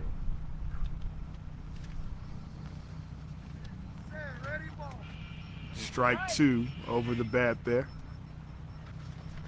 Yes, Zach's batting average over the first 2 games. He sets back up, twirls the bat around. Here we go. Rambula 846 going into this at bat for the showcase. That ball's going to be down the line. Casey Krause dives, he just misses it. Kicks off the foot of Tyler Rodriguez, but he's not able to get the ball in time. As Zach's able to score there, put Team Texas back, give Team Texas another run on the board.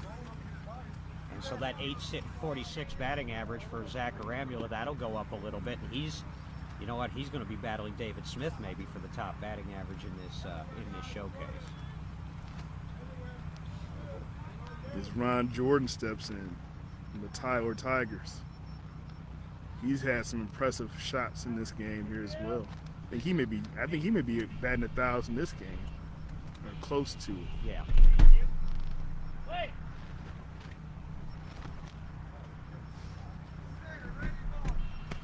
That ball's popped in the air, shallow, but it's gonna be a tough one because it is popped in the air. Nope, cannot get there in time. So Ron Jordan makes it. Johnny Ma and Justin Howard both scrambling to get it, but I think a little communication there on their end too, being two guys who were not used to playing with each other. May have cost him there on getting that out, but Ron Jordan was able to score. It was a high pop-up. So that's another one on the board. And then up steps D. Smith.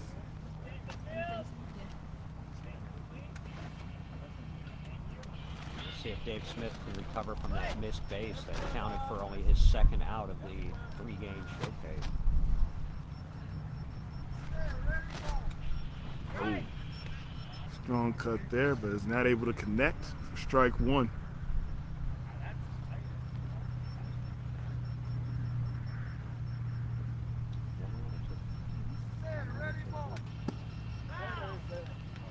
And that's going to be a foul back.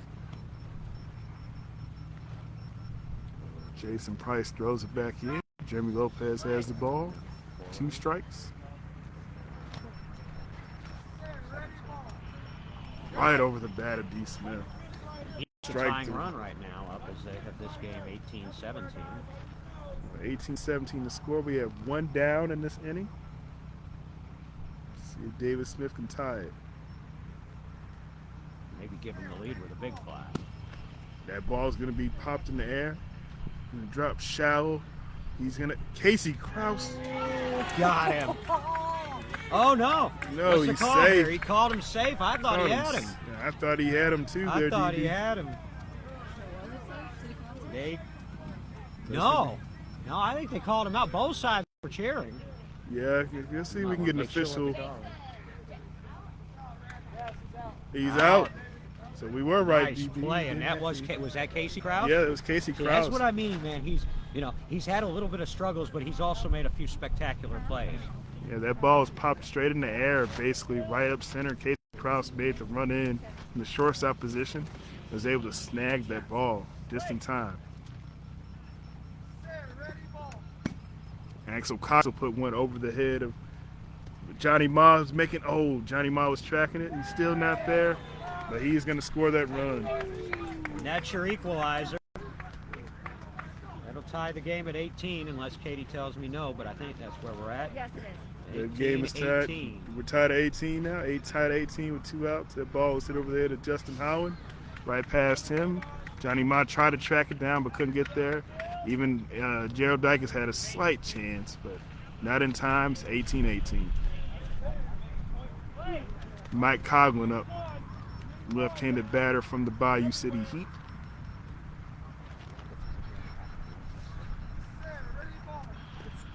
Foul tipped that one back to the catcher.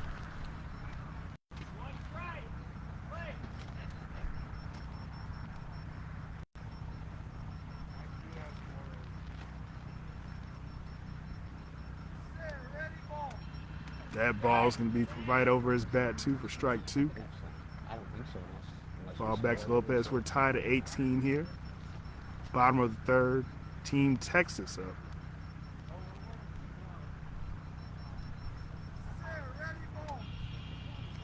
Strike 3 as that ball's over his bat again.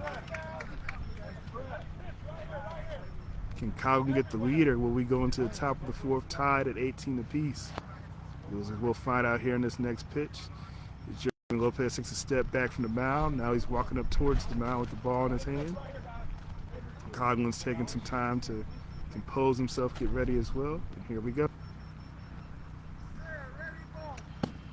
Right past Jeremy, moves out the way, up the middle. No one's going to get that one as that ball's going to go all the way there. Coughlin's going to give the Team Texas the lead at 19-18. Is it still rolling? It's probably still rolling.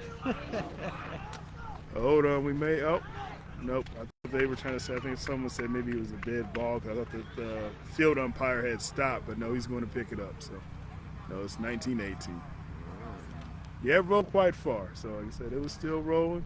About the fourth or fifth lead change in this game now is Team Texas back on top. We're only in the bottom of the third, folks. And we have until at least 6 o'clock. We've got at least another hour, and it may just be another hour. So let's see what happens here. Yep, 19-18. Mike Finn up. He's had a solid weekend as well.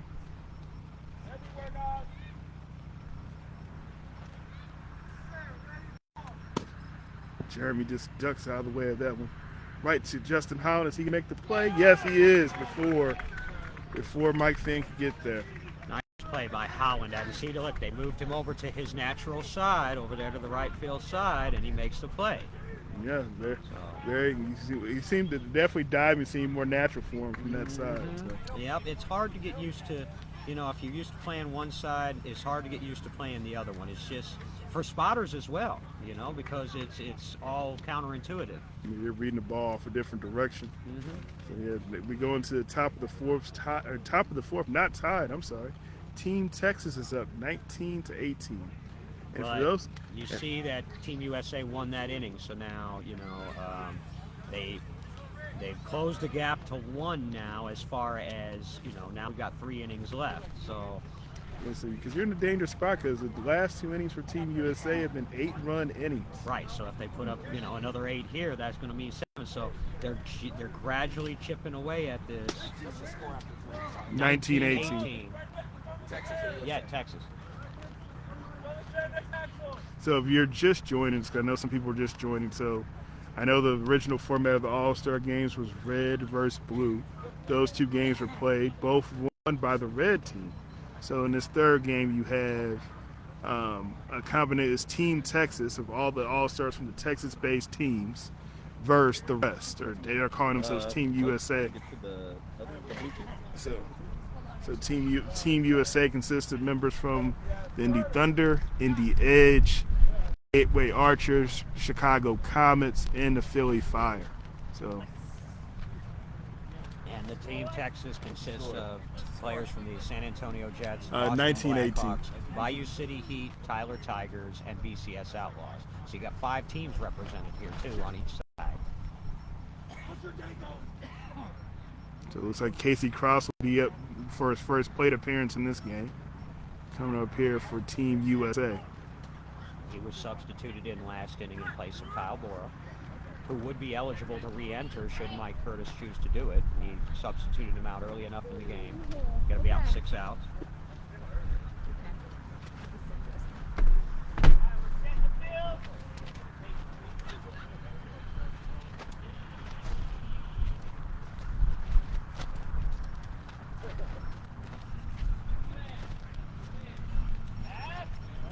Let them go for a pass ball. I think it's traditional because I think he did that his at-bats last game. And he takes a pass ball every first pitch.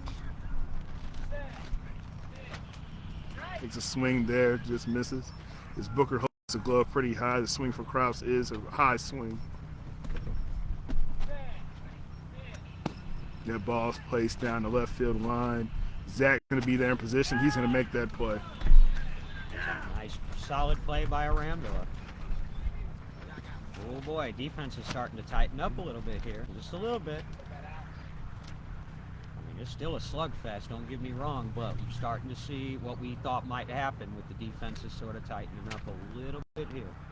Yep, so now that's one down here to start the inning, which that's unusual. I don't think we've had a one out just to start the inning this game either. No. In most innings, it's usually starting off with a run. Here we go with Justin Holland stepping up the defending champions now, Indy Edge, coming up here at the plate. Holland misses on that one for strike one.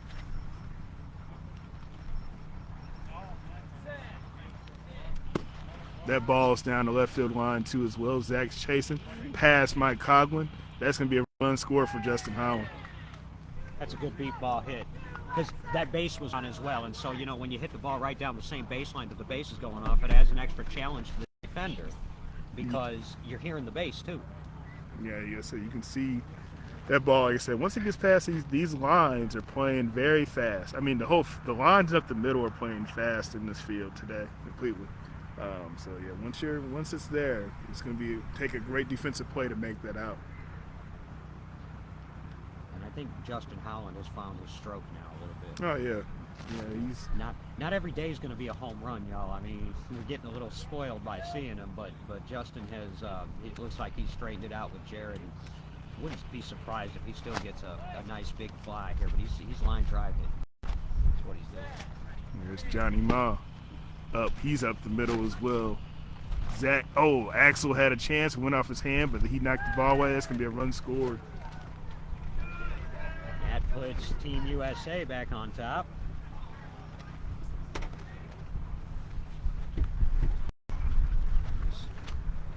Seesaw battle in the finale of the All-Star Showcase.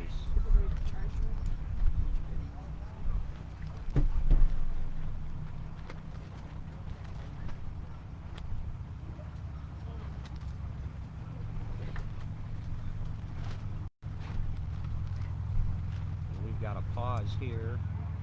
No. Sorry, we got some trying to get the charge back on. Make sure we're charging here. Oh yeah. That ball's going to be in the air by Gerald Dykes. Man, he's fast. And that's going to be a run scored.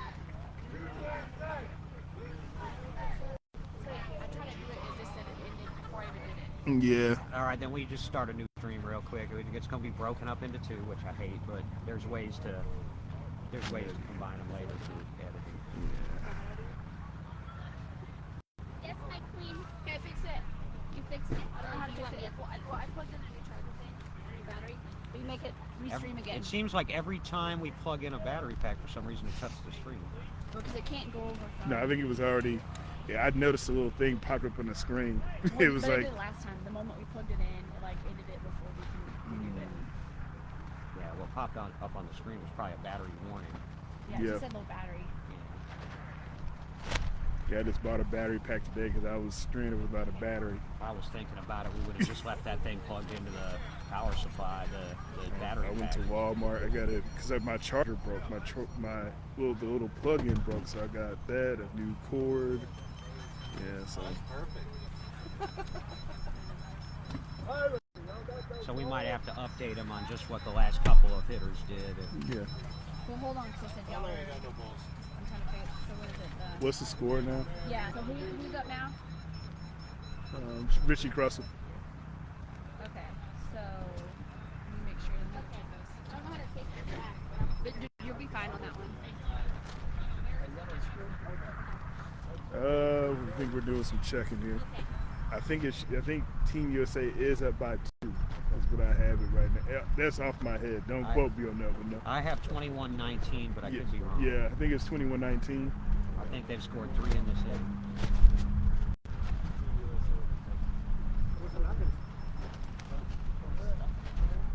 And so we're back into stream. Sorry about that interruption. Okay, we're good. So it is. So we're in this game. What the score I think is right now is Team USA versus Team Texas. Team USA is up now in the top of the fourth, 21-19. That ball hit by Richie Crussell is going to go. Oh, what a play by Castaneda for the Jets. Ricky Castaneda, huh? Yep. Wow. Castaneda just subbed in for. Oh, no. I'm just going back over there. Yeah, that ball hit right off his foot, went right to his hands area. He's able to make the play on Richie Crussell. Castaneda subbed in for Mike Finn. Okay. So Castaneda's in for Finn. But see what they did is that Ricky Castaneda is playing up front, so he's short, and then Hillary is playing mid spot where Michael's playing. And Hillary's in the game. Okay, as well. yes. So we had some substitutions here. So I kind of revamped the defense for the Texas team. So at shortstop you have Zach Rambler, and right behind him at the bat, that's strike one. On, let's see, the jerseys are throwing me out too because Tyler Rodriguez and Justin Howard switched jerseys. So that's Tyler Rodriguez up. This is great. This is easier. That's strike two. So Dicus and Margis scored. So if you missed at bats, you probably missed while we were changing over the stream. You might have missed Dicus and. That's Rodriguez with a dribble to the area of Zach Rambler. He's going to be there, make that play. And that's going to be a third out this inning. Good. Well, that's it. I only counted 3 runs on the board. Yep, 3 runs this inning. Okay, so there you go. Now that was the best defensive inning probably I think by either side since the top of the first when Team USA only got 2. So now they got 3. Now the door's open for J-Lo and Team Texas in the bottom of the fourth. It's a 2-run game. Yep, 20. So 21-19 is the score here. Team USA is up right now. I've counted 6 lead changes in this game. Yeah, so after an 8-run second, 8-run third, only a 3-run fourth. It sounds weird saying only a 3-run fourth, but after you have those 2 big innings. Now we're going to the bottom of the fourth with Team Texas down, trailing by 2.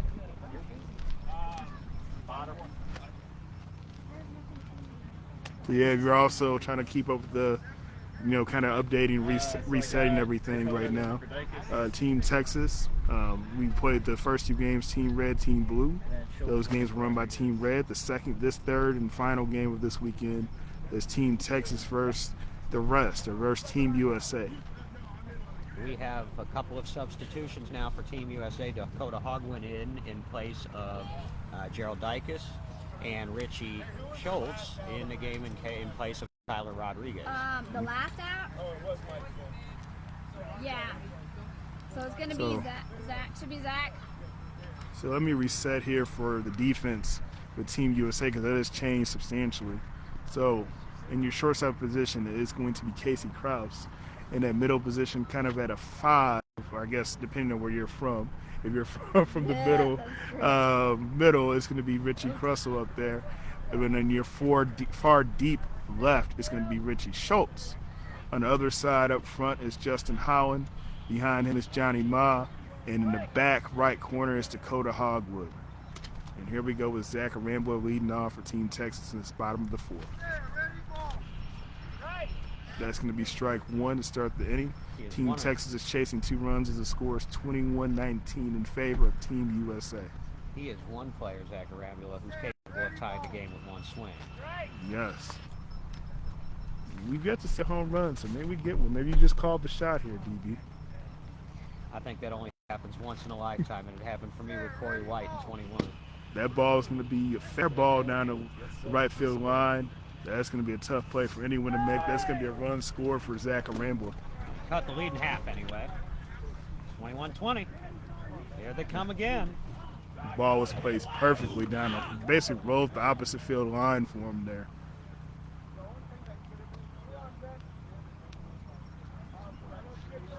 He gets across the field. Like, what you doing, Richie? You're not going to make it all the way through here. In front of the live feed. Kidding, Brandon. There's Brandon. Held everything in. There's no chair there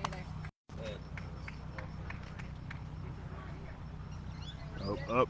Up for his first at bat this game is a rookie from the Austin Blackhawks, Daniel Brock.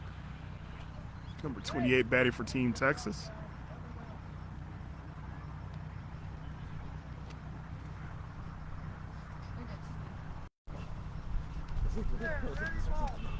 Pitch from Lopez is high and outside for strike one. There you go. Looking for that tying run now. I think I've counted 7 ties and 6 lead changes in this game. That's a foul tip.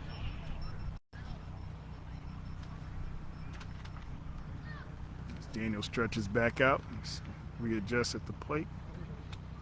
Jeremy readjusts at the mound.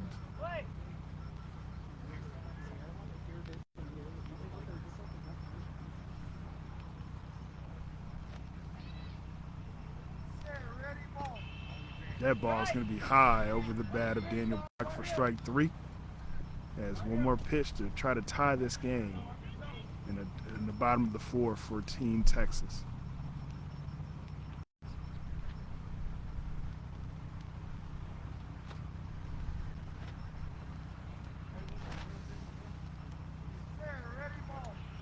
That ball's a shot up the middle, right to Richie Crussell. Hits off his hands. He's on the ball, but he's made the play. That's an out. What a play. What a play by Crussell. Hits off his hands. He second effort, and he makes the play. Is that what happened? That's yes. what happened? Yeah, it took a nice bounce right and hit him right at the top of the hand. He's able to still track the ball, stay on top of it, and make the play. Just beating a rookie before he could get to the base. Defenses are tightening up now here as we get later in the game. Like they heard you, Jason. It's a defensive hour, as we call it here. Do you know the score? You can come over here. 21-20. 21-12. Who's that? Team USA. Okay.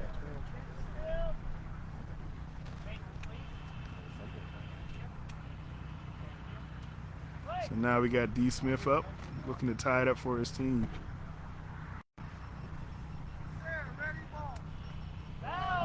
Foul tip.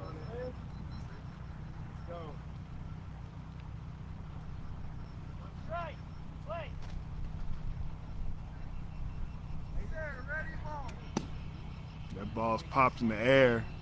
That's going to be a foul ball. Wow, look at him. Look at the charge by the defense, though, man. You could hear them charging up on that ball. Wow. All right. That was a high pop-up. Kraus and Justin Howard both all over it. And that tells me there was a good quick call on that fly ball, and that it was either dragged or however they decide to use inflection to call their short balls. Different spotters do it different ways. And your spotters out there right now are Christina Smurs from the Chicago Comets, Cam Hogwood for the Philly Fire. And they've been spotting the entire way, I think, this weekend. I don't think we've seen much of Mariah. Oh, that ball is a strike. 3 strikes. Like I said, in this game, it's been very unusual. We're getting to a 4-strike count. Both pitchers have been fairly on. You're welcome. You're welcome. Got time called here. A little noise from the interstate.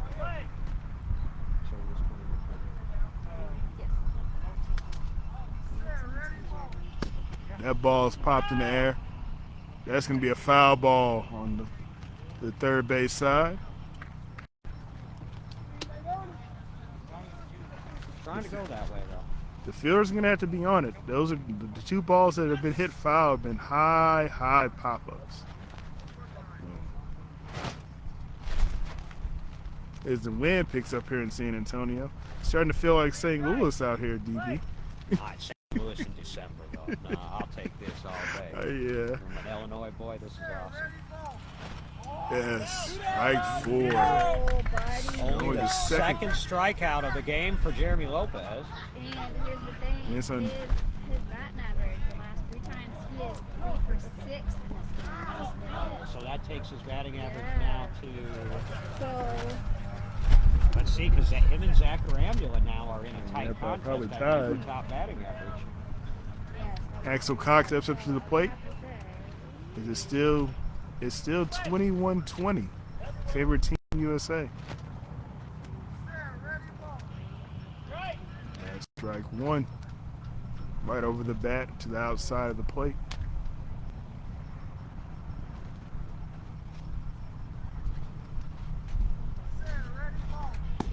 That ball's in the air.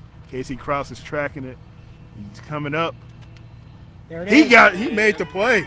He That's gunned an him. out. He gunned him in the I don't know, corner. though. I don't know if he's going to give it to him. That's a Oh, come on, give him. No, but I don't know if he had it off his body. Here's where that rule comes in. We're oh. gonna argue it. Yeah, but He is safe. Oh, and they call it safe. He They got it. reversed the play. You have to have the ball off the ground, You in know what under I mean? control, You know and what I away mean, from the Richie? body. And if Yeah. one of those three elements is missing, the umpire should award the run. And in that case, he says Casey Krause did not have the ball off of his body. That was a heck of a play over there. Heck of a play, heck of an attempt. But that, nonetheless, the score is now tied again. I've seen enough, Another, Richie Flores. another tie score, 21-21 here. 21-21. Seen enough.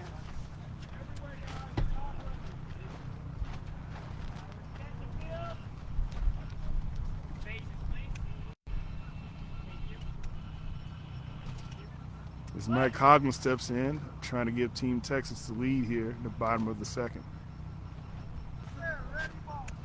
That ball swung and missed on. Coughlin here. Jeremy Lopez hurrying up, getting the ball right back because he just barely missed him here, so he's ready to go again. Coughlin's setting up.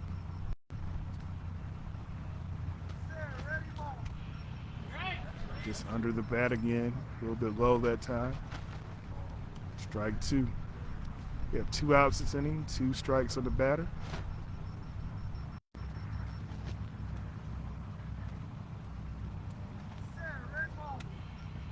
Over the bat for strike 3.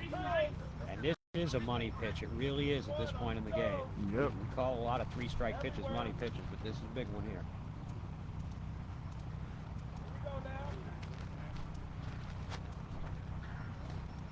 You know, the batter and pitcher taking some time to set back up because this is an important pitch, like you said, DB.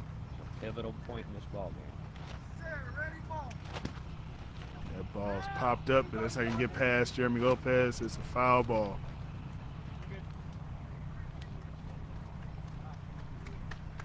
But again, Casey Krause was all on it. He was charging in hard there. So I was just going to say these defenders need to be ready to move. And whatever was ailing Casey at the end of the last game, that seems to have worked itself out. that ball's a foul ball. Heads up there on the Team USA side.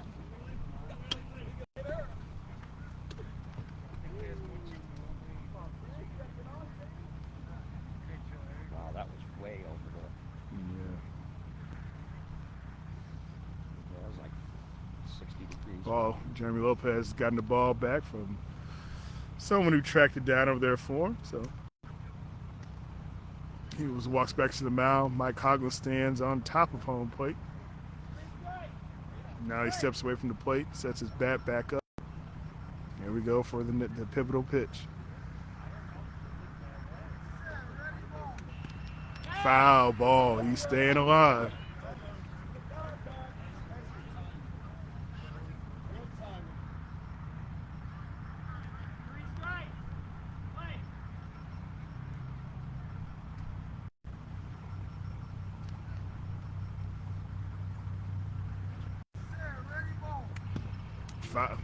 That ball's going to stay fair. Krause charges it. He bounced overhand. He has it. That's an out. That's it. Casey Krause is getting it done up short, and that is a 2-run inning. Is that correct? Are we tied 21-21 here? 21-21, so that's a 2-run inning there for Jason. So now, here we go. Here we go again. It becomes a 2-inning ball game. Now I'm watching Casey Krause. He comes up a little gingerly after that play. So trying to see that he's how he's doing. And so here's the thing. Yes, Mike made the switch. Yes. early enough that if need be, he could bring Kyle Bora, one of his other defensive stoppers, back into the game if Casey's, is pulling up with a little bit of an ache and pain. Well, we're gonna find out because Casey's spot in the lineup is due. So we're gonna see. He has a bat in his hands. He's putting on his gloves. He's certainly done his job here in this game, especially in the last couple of innings. So he has a bat. He's warming up. He's in the on-deck circle, getting ready. So And I believe he's got family watching. Hello, Pennsylvania. all the states covered by Beat Baseball Day. You got Philadelphia, Pennsylvania. You got Philadelphia, Pennsylvania, North Carolina, Missouri, Illinois, all over. And then it's unfortunate because you've got this just big void right in the western part of the country, all the way out to when you got the SGV Panthers in California, which kind of forces them to organize their kind of own stuff locally and play themselves essentially, because it's just a lot of travel to be able to play anybody else. Yes. So hopefully we can start building west. Go west, young man. Hey, the weather's nice. Oh man, gateway to the future. Go west. Here we go with Krause leading off, 21-21. He takes a pass ball as usual. See, it's true. And here we go. That's strike one. Krause has a high, his swing finishes pretty high. So Jared if Booker had done his job as catcher, that ball wouldn't have rolled all the way out. So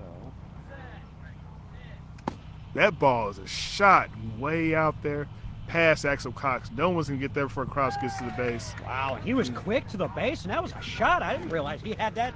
Oh, he's got that kind of pop in his bat. That's the second one he's put in the previous game, the last game. He put a shot out there probably about 130 feet in the air before it landed. Makes you wonder if he needs to be DFing anymore on a regular for the Philly Fire. If he's hitting like that and he ran that base probably in close to 5 seconds. That's why I checked his stats last time. I was like, what did he do in the World Series? I know he had a lot of at-bats, and I was just like, yeah, that shot and that one there proves, he has some pop in that bat. Gives Team USA the lead again now here, 22-21. And here's Justin Howland, a guy you expect to hit shots like that. He hits a liner. Zach dives right past his head. That ball's going to be out there too. Justin's going to score. That'll keep rolling a little ways, and there's 2 on the board, so 23-21. So you're the USA chance. And if you're Team Texas right now, you got to be thinking, here we go again. 2 runs in, nobody out, and now here in the 5th. If you're Team Texas, with the way the defense is starting to shape up for these teams, you can't afford another 8-run inning like you had in the second or third inning right now. I would agree with that.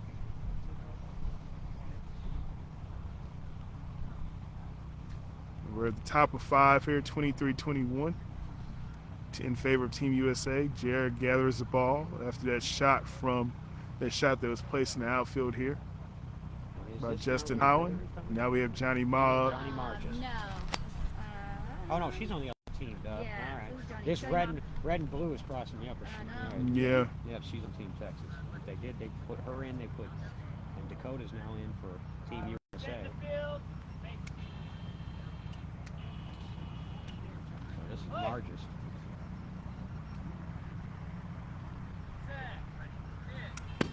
That's another ball. Zach's gonna have a chance. It bounces off his foot, goes across the other side of the field. Sterling tries to make That's bad Castaneda luck. makes a play, but not in time. That's bad luck, man. Zach was exactly where he needed to be, and it hit him. It hit him so hard, it Yeah. kicked clear 20 feet over to the other. Yeah, Ricky Castaneda, who's in the other side up front, had the best chance at the ball after it hit him. And that's where you're standing there as a defender, thinking, "What more can I do?" It hit me too hard. Okay, this was interesting. So Johnny Mott, first game, he was 3 for 5. He played defensive fielder, got 5 putouts. This game, he is 1, 2, 3, 4, 5. He is 6 for 6. All right. Johnny Moss, Johnny 6 for Marges, 6. 6 for 6. Oh, yeah, now we got another Fire representative up. Dakota Hogwood coming in the batter's box for Team USA. Her first at bat in this game. She had solid contact in the second game, also getting off Jared. Just missed it there, a little bit outside.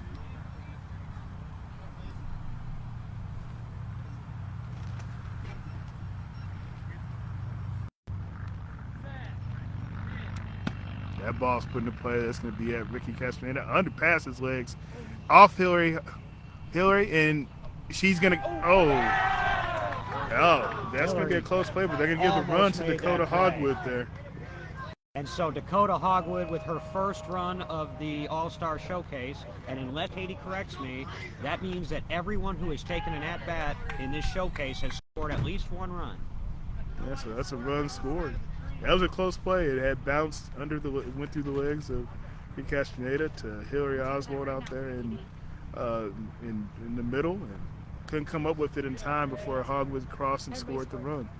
And Katie confirms that everyone now who has taken an at-bat in this, all 21, have scored at least one run. How about that? Man.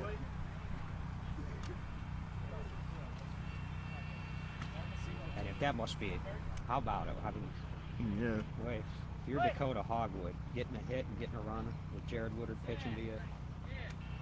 As Richie Crussell tries to keep the streak going for Team USA, but that ball's going to be a foul ball. Opposite field. A foul. I don't believe we have an out yet in this inning. And I have 4 runs in. 4 batters, 4 runs here. 25-21. This is danger time now for the Team Texas. They need to try to stop this in its tracks.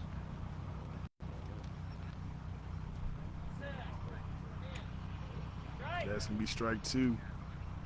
That's the bat as Richie has kind of a wind up swing here a little bit. That's down the right field line, left field line, past the foot of Mike Cogwood. No one's gonna catch that either. And here we go. And they're on a run. That's 5 straight to start the top of the 5th. It's 26-21. And I sense a defensive timeout may be coming at some point soon for Jonathan Fleming. Not so much because the defense is performing poorly, but you know, you can use that to try to stop some momentum when a team is just rolling like this. Yeah, and the rolling, they have a chance to keep rolling with Richie Schultz up, who's had a pretty strong day hitting off for Jared Woodard today as well. This is his first at bat in this game, but let's see what he can do here. The Comets lefty puts a ball up the middle. That's right off the leg of Axel. He's going to score because no one's going to get there after that. They've rolled through their lineup, all 6 of them starting the inning with runs, and it is 27-21 as Team USA has their largest lead of the game.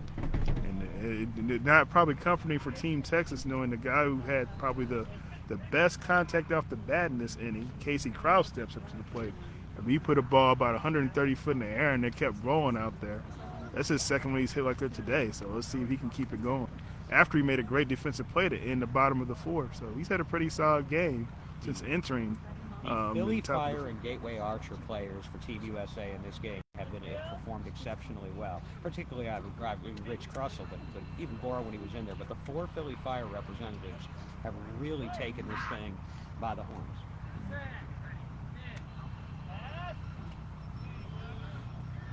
Come on, man.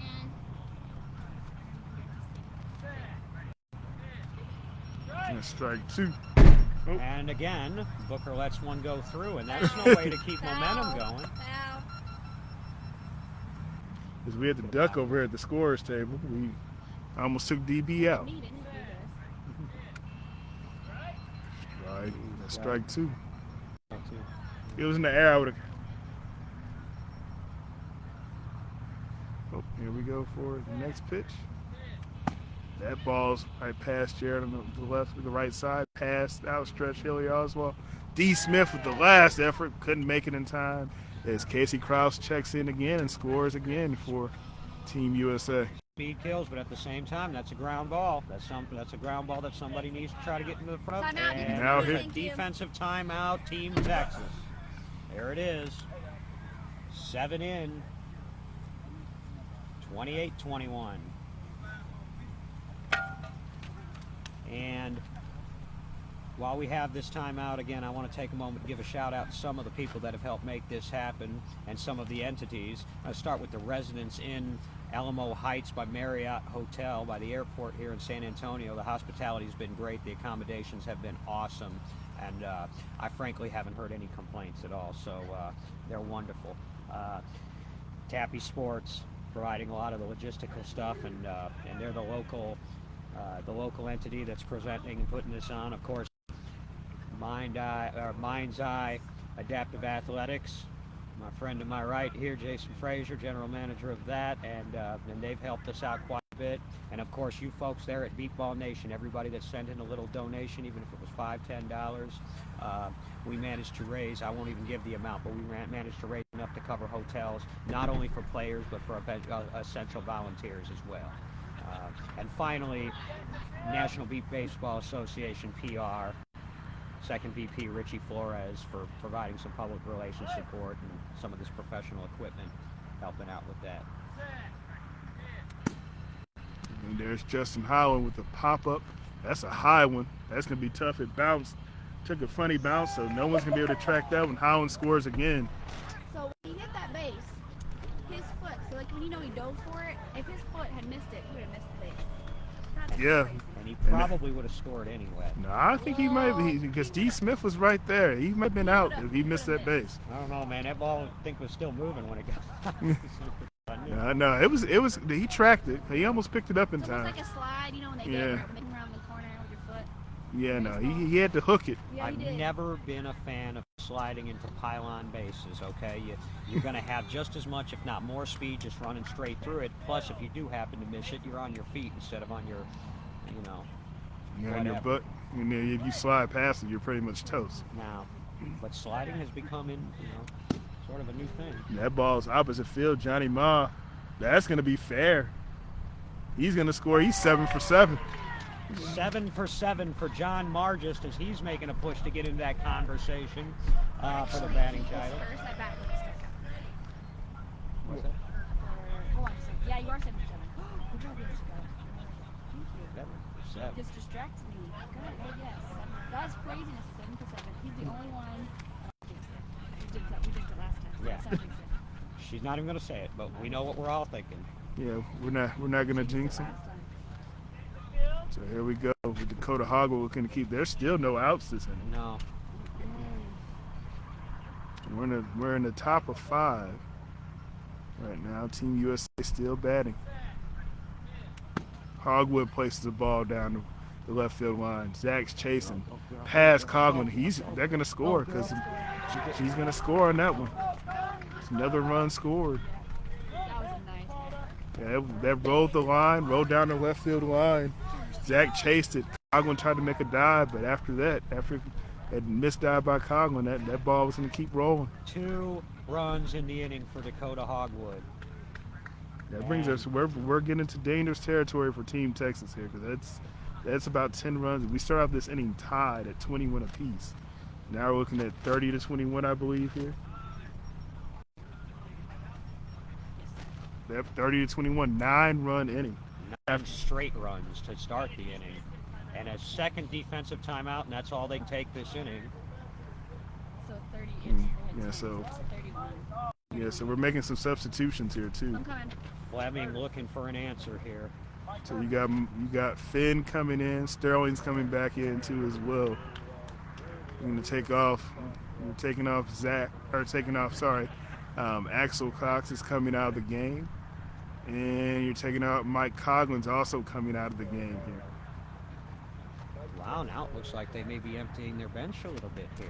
Well, I think you're looking at, because right now these lines down the line is getting destroyed here. So I think like when you have this side of like this, the speed, you have Mike Finn, who's an excellent defensive player. Sterling, who's pretty good at getting from 3 to 1 pretty quickly. From side to side, I think you're just looking at just a spark or just something to change.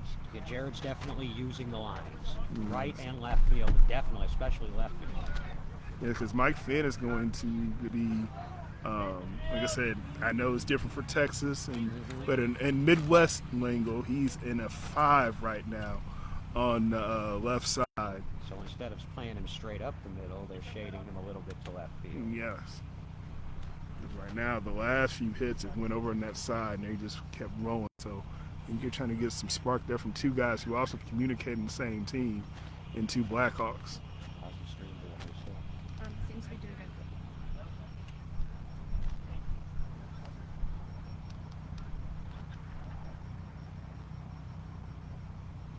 good. Now you got Crussell up, looking to keep it going here. 30-21, top of 5.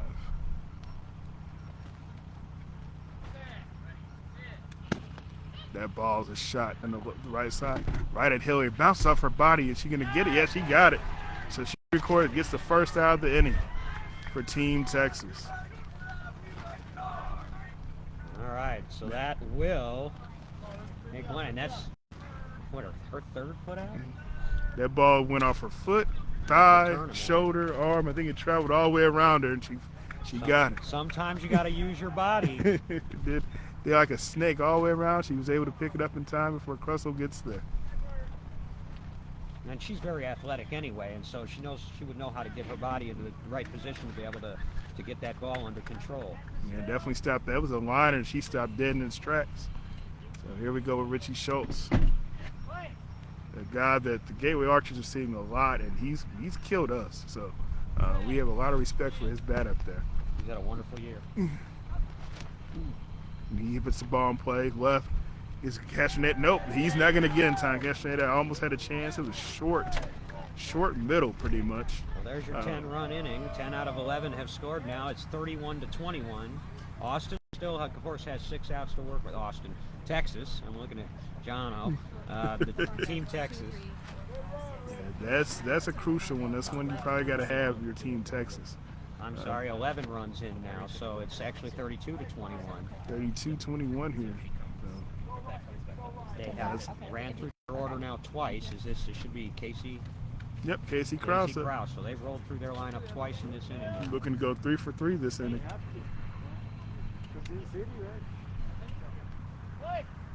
This is a clinic. He takes a pass ball. He traditionally takes a pass ball on that first pitch.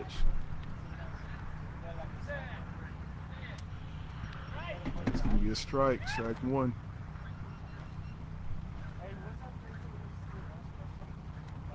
He readjusts his feet in the batter's box. Jared readies to pitch. That ball's over him. Over the bat there. This is Darnell Booker's back there behind the plate. He adjusts his glove high for the high swing of Casey Krause. That ball's opposite field. That's going to be a tough one. D. Smith's going to have a chance. Gets under him. Krause scores. It's a dozen now in the top of the 5th inning for Team USA. Jared Woodard is percolating hot, and Team Texas, they're getting close to these balls, but it's power and speed and consistency. Yeah, I think that's, like I said, I know we talked about earlier the speed of, Gerald Dykes, but you look at the speed. Casey Krause is not too far behind because he was flying down that line. And they say the game is 80% mental or whatever, and when you do start giving up runs as a defense collectively, all of a sudden it starts moving even a little bit faster. All of a sudden the base runs seem like they're just, and the game starts moving a little bit too quick. Call 2 defensive timeout. That ball, Justin Howell's going to hit down the left field line. Sterling dives, he's going to have it. He makes the play, gets over from that 3-1 extremely quick there, and gets that put out. You know what? Against most teams, all right, that's going to be a run as well. So that just tells you the quality of these players. We're seeing a lot of runs scored, but that doesn't mean there hasn't been defense. That was an excellent defensive play by Darius Sterling, one of the best. And he just came back in the game, so not a bad defensive substitution there if you look at it. For when you need to stop the bleeding, you put in guys you trust, and you see Jono put in some of his own. In this case, with Sterling there, and that's the second out this inning.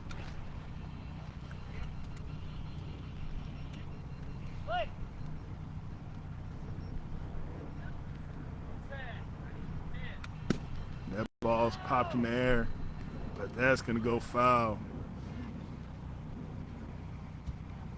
High margins for the Philly Fire. 7 for 7 this game. 2 runs in this inning alone. Trying to stay hot. Foul ball for strike one.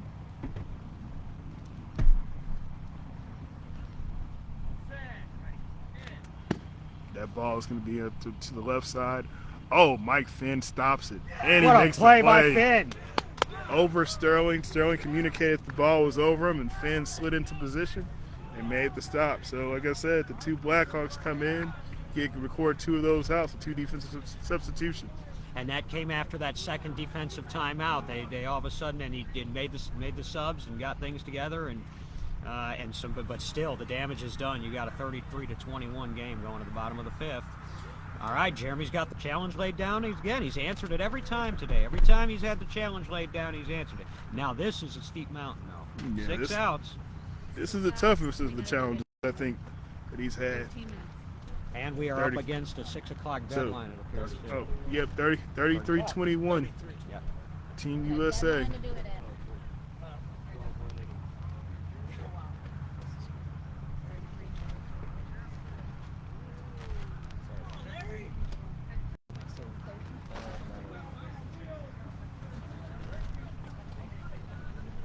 Yeah, so just before we get back in, I got some texts asking questions about the makeup of the team. So we had Team Red, Team Blue earlier, those teams that were selected. In this game, it is now Team Red, or now I won't say Team Red, the jerseys don't matter at this point.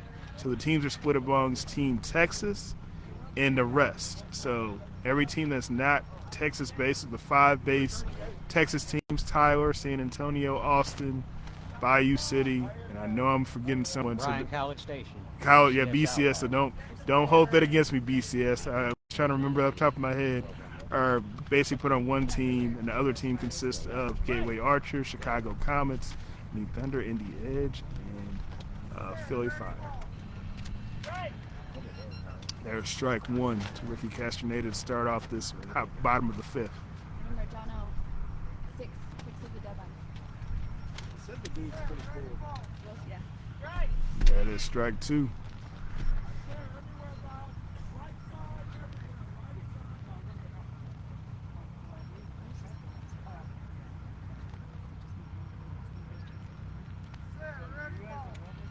Strike three over the bat and outside. Yeah, I think that means anyone on the right side. It's an oxymoron. It's like jumbo shrimp. They said we can play till 7 tonight if we want to. There we go. Casey Krause is charging. Under him, Castaneda is going to score. Oh, come on, Casey now. Casey had a big inning here, there in the fifth and in the bottom of the fourth. Now see, they need him though. Yeah, he was charging. Johnny Ma had a chance at that ball too. He came over, tried to make a play. So 33-22. So we won't have any 12-run nonsense here today. No, yeah. So we also have some defensive substitutions here in this inning. I'll point out. Going to your shortstop side, Casey Krause is still there. On the 5 side, on the left side, you have Kalari Jackson. Backing up deep left is Richie Schultz. On the other side, Justin Holland is still there. Johnny Ma in the middle. And then back deep, Dakota Hogwood. So you see they got Johnny and Dakota on the right side, and they got Kalari and Richie on the left. That ball, Schultz bounces past Schultz. There's no way he's getting that one. That's a run scored. That's a run scored by Zach Arambla, as that ball was to the goal down the far end of the soccer field. Oh, and are they saying it may be dead? No, it's alive and ticking. All right, so now 33-23, and now Team Texas trying to mount a little rally here. Daniel Brock from the Austin Blackhawks steps up to the plate. Just This is his first at bat of this game. Jeremy steps in, ready to pitch. I'll also have to say from a spectator, this is a really good show of coaches using their lineups and the Absolutely. versatile words. This is as good as it gets.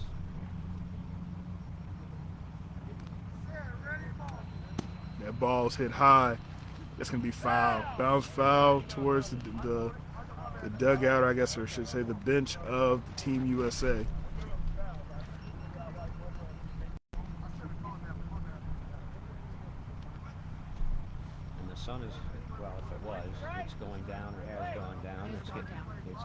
dark and the lights are under the lights.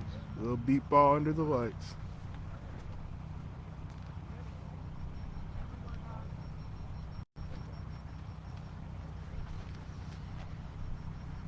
And they both get ready, get set back up.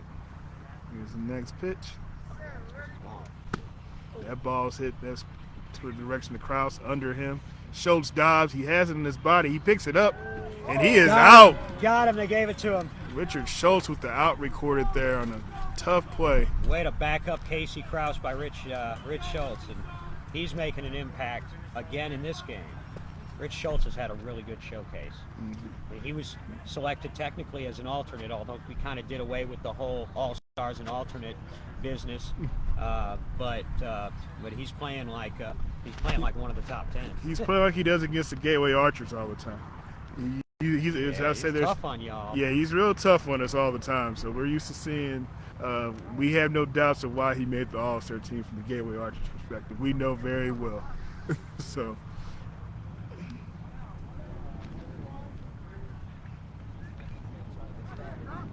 That's the first out. Now you got D. Smith up here. Top of the lineup for Team Texas.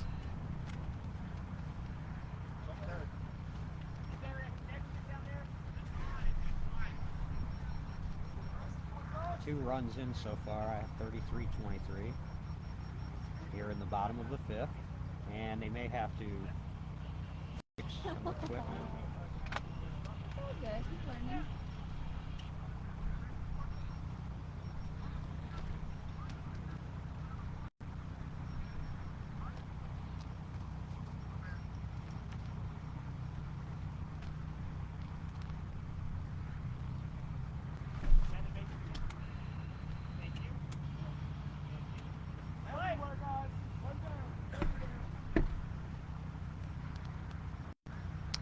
Here's D. Smith up to the plate. Foul tip. Ball's gonna land right between his legs there. I believe he scored in his last 3 at-bats, David Smith. Yeah, he started off, he's been hot all weekend and started off hot this game. 13 for 14 at one point. Now I think his buddy Zach Arambula may have passed him for highest batting average, but we're gonna let Katie figure all that out later and get that over to Tappy, and then Tappy can hand out statistics. That's too much math for me. That ball's gonna be foul as well.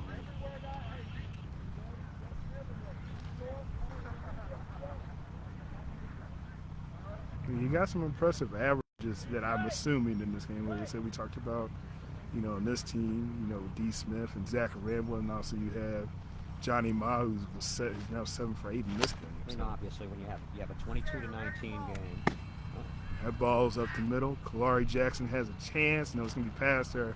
That's going to be a run scored for D. Smith. There's the 24th run on the board. It's 33-24. Like I was saying, when you have a 22-19 game, and then a 24-23 game, and then where we're at now, which is 33-24, you're going to have high batting averages, sort of across the board.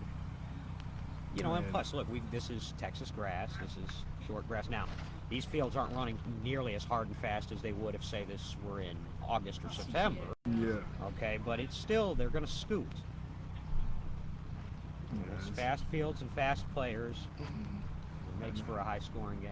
I know Texas is famous for boot scooting boogie, but also boot scooting deep balls too, I guess, as well. I'd say so.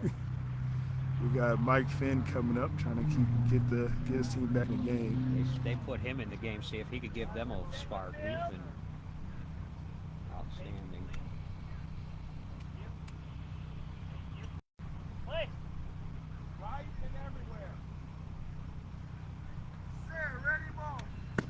That ball's going to be on the right side. Coda Hogg has a chance. Ball's past her fingertips. That's going to be a run scored for Mike Finn. And so here come now again, Team Texas making a little of a push. It's 33-25. They need to cut into this lead a little bit more, in my opinion, before we play the 6th inning to have a legitimate shot, but they do have the last at bats. And they don't look like they're done just yet. Here's Darius Sterling looking to keep it going. He stands at the plate. And swinging the bat back and forth, getting ready as they retrieve that ball, that shot that was hit down to right field.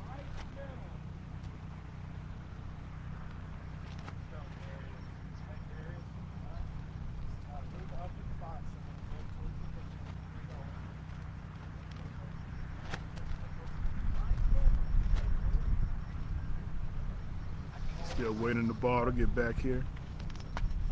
And while we're waiting for that, Here's Jeremy with the ball. Okay, Here he's here we walking go. up to the mound. Sterling's in up at the plate. we'll handle a couple of business between innings here.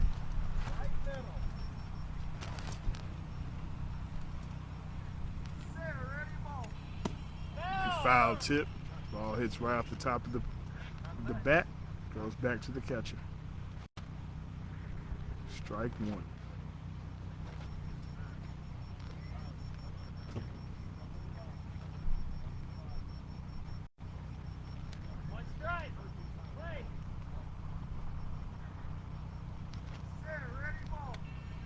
Sterling over right over the ball that time for strike two.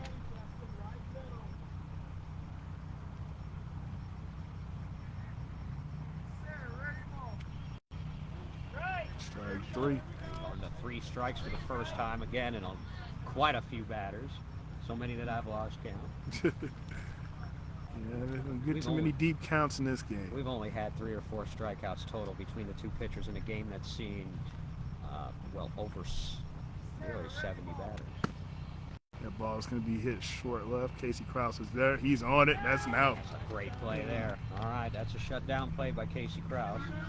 That's 2 out now. We need 2 one outs. more. Get us to the 6th.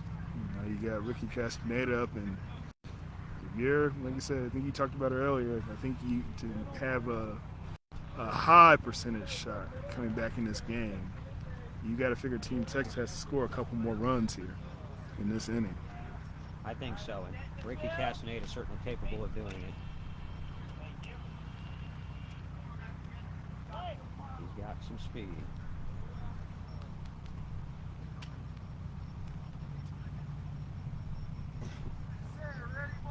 That ball's up the middle. Kalari Jackson, nope, it's Johnny Ma might get it before her. Nope, not quite. Johnny Ma slid into the frame out of nowhere. I thought that ball was heading straight for Kalari back there. And he actually bounced off his body, almost had a chance to make the play.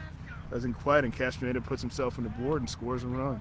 33 to 26. Castaneda does his job, and you wonder, as high condition as these athletes are, you think maybe that fatigue at some point in a game like this may become a factor. Yeah, I'm getting tired watching. That's what I'm saying. That's tiring me out just talking about it. Here's Zach Arambla up here for Team Texas. And strike one as the ball goes under the bat and a little outside. Ball had a tail to it. That ball's put in the air. That ball's going to be a chance for Kalari. It's over. It bounces over Kalari, and that's going to keep going. That's a run scored by Zach Arambla. Now it's a 4-run game, as that's 8 runs now in the inning by my count, and it's 33 to 29. Don't go anywhere just yet.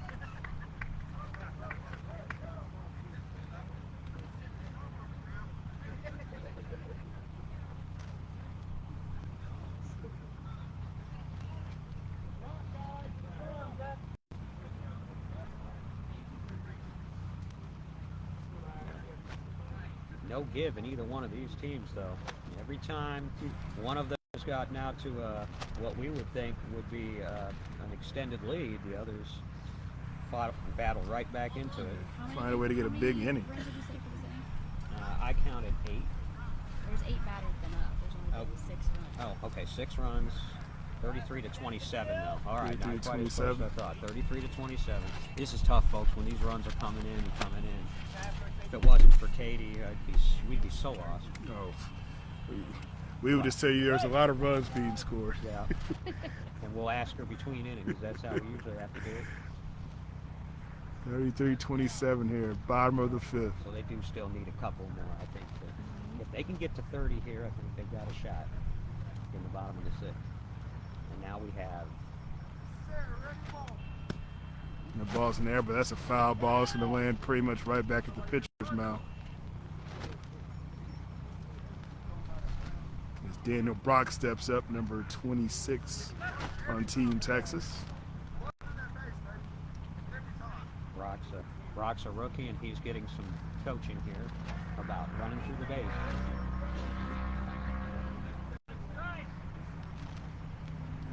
It's a common thing that you see sometimes. People, they don't hit the ball the way they feel like they stand in the box. So they don't get that jump, and sometimes that ball rolls fair. Definitely want to get out of the box every time.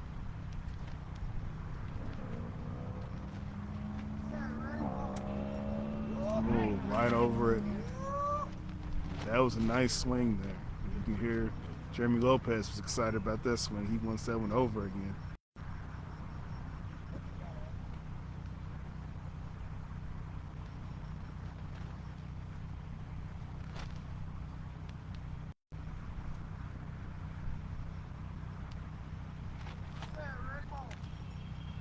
That's strike 3. All right, 3 strikes here. They're 1 strike away from getting out of this inning.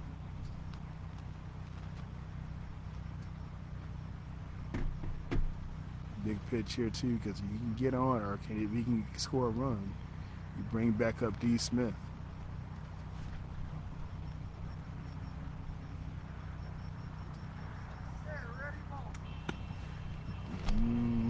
I don't think that may make it. Nope. Oh, 38.5 feet. Not quite 40. So he would have scored. Yeah, that would have been a tough play to come up there and beat him to the base.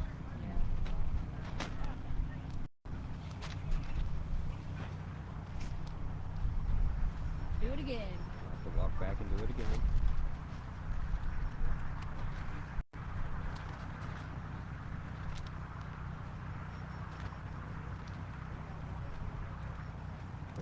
.27, 2 outs, bottom of the 5th.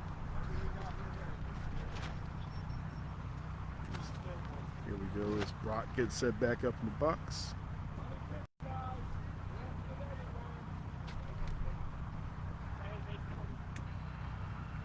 Base check here.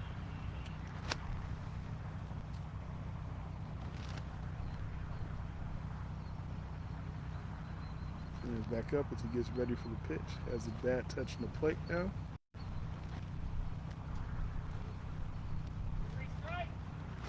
Twirls the bat around, picks it back up, and here we go. This key pitch. Hits that one the same, almost exact same way. That one's gonna make it this time. And he's gonna score. This is one of those beat ball bunts, as we call them. Yeah, that Very one. effective. That one Just as effective as a 150-foot line drive. 33, 28, I Who's believe. winning? Oh, USM. Yeah. Oh, Mitch. Yep, that's a run scored. 43 feet counts just as much as you hit at 140. Almost exact same place as the last one, exact same spot. Looks like a run in the stat sheet, and so now it's 33-28. Like I said, very key at bat there, because now you set the back to the top of the lineup with D. Smith here. Absolutely.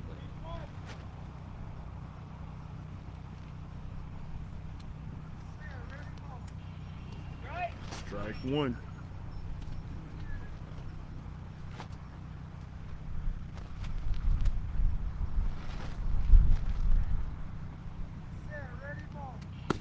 That ball's high in the air. Still in the air. Just Drops down. Johnny Ma tries to track it, but he's not going to get there in time. D. Smith scores another run. 33-29. 8 now in the inning for Team Texas. And look at this now. We've got a 4-run game, and we're in the meat of the Texas lineup. And here comes Mike Finn.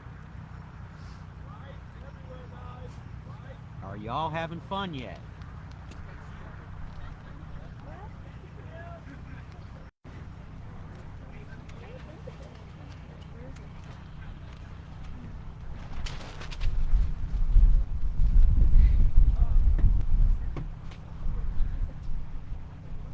We're going to go check on the base here. First base is having some difficulties. while we're doing that, I want to send a special shout out to one of my all-time favorite beat baseball personalities, dear friend, resident of San Antonio, now retired, Kevin Simpson. Kevin's couldn't be here today with us, but I know you're out there listening. I feel your spirit here, Kevin, and we're in San Antonio, man, and this one's for you. This one's partially for you. You taught a lot of these folks how to pitch, how to play. That ball's up the middle. I don't think they're going to get Casey Krause had a chance. Oh, bang, bang play. Johnny Ma made that close. But Mike Finn's going to get that run scored. And look at the first base sidelines now starting to go wild here. It's 33 to 30.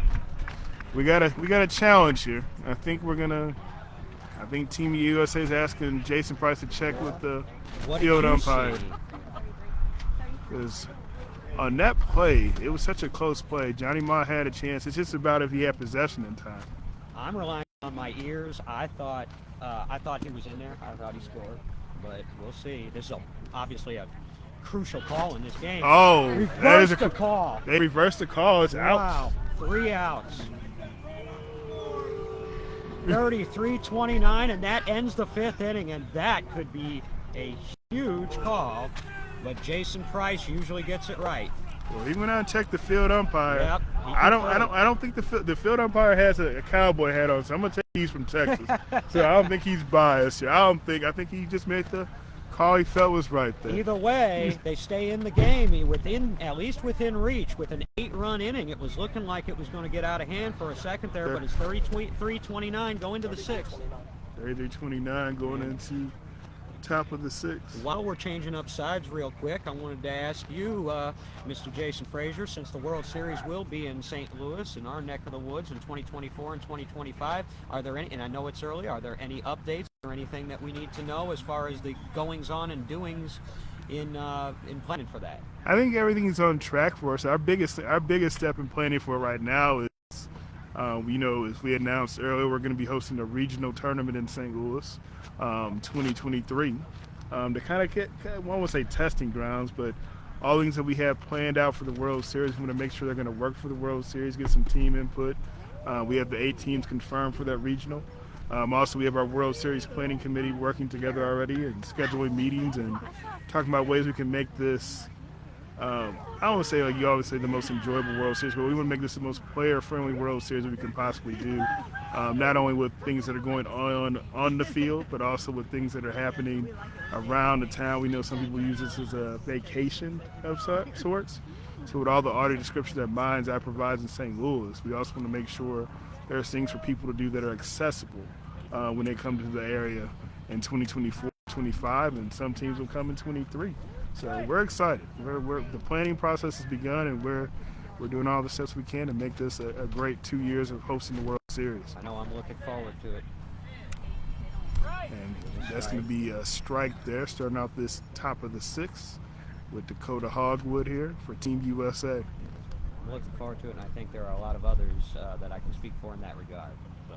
Yeah, definitely looking forward to it. And, I know Mind's Eye is the host, but we're also have a partner in Lighthouse for the Blind St. Louis. As that ball's hit up the middle there, that's going to be tracked by Darius Sterling. He's going to make the play on Dakota Hogwood for the first out this hit. It's one big put out there as Team Texas tries to limit any further damage here and come up with 3 outs and a chance to try to pull one out. And here's Kalari Jackson up here from the Chicago Comets. She'll get her first at bat of this game. She did score one in the first game today. Should be moving more, right? Good to see you.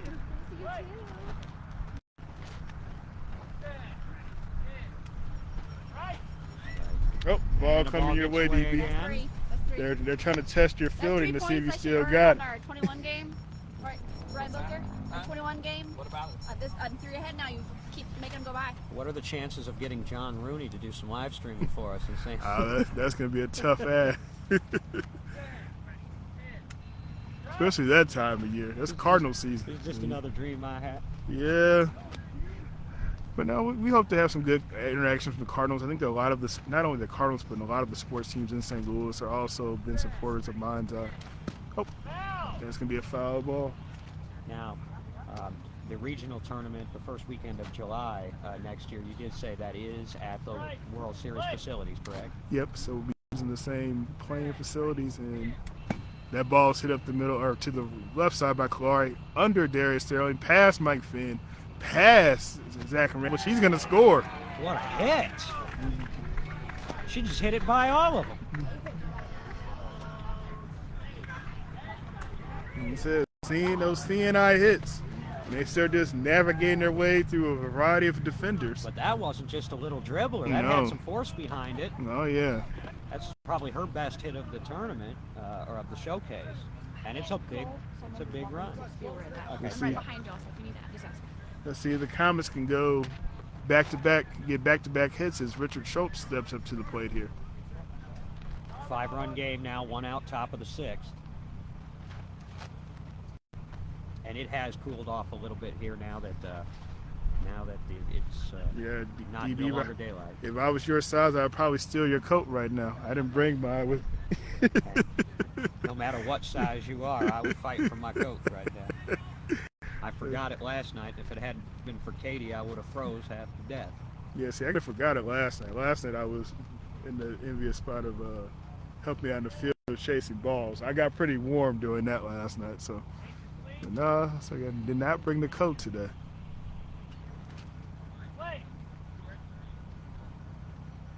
All right, here's Schultz up to the plate.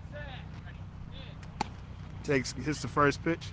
Pass Ricky Castaneda. Pass. Oh, D. Smith had a chance just right under him. He's going to score.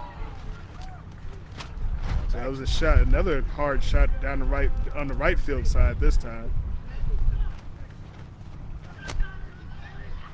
Rich Schultz continues to just find ways to score. He doesn't have to hit it over everybody's head. He doesn't have to hit it right down a baseline, although he certainly can. He's a lefty pull hitter, but he can also go opposite field. He can spray the ball. And now we're back to a 6-run spread. He's always a tough out. Still only 1 out. I said first to 30 earlier would win the game. It might be first to 40.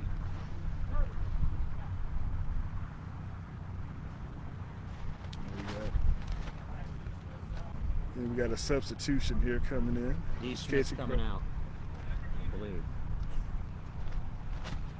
Sorry, Jason, but I think that's what I have heard. I think so. I'm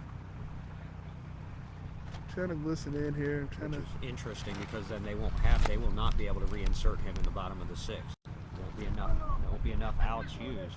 So if they take David Smith out for either defensive purposes or, if he's not feeling right or something, they lose his bat.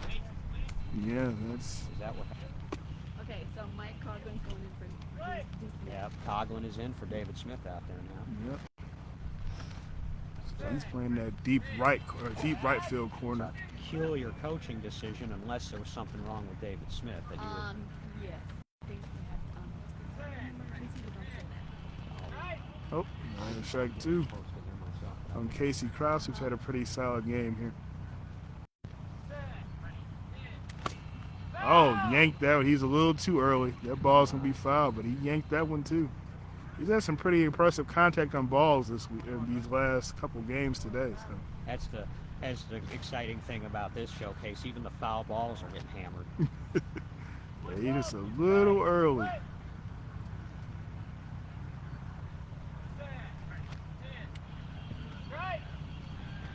I'm sure that's going to be strike 3.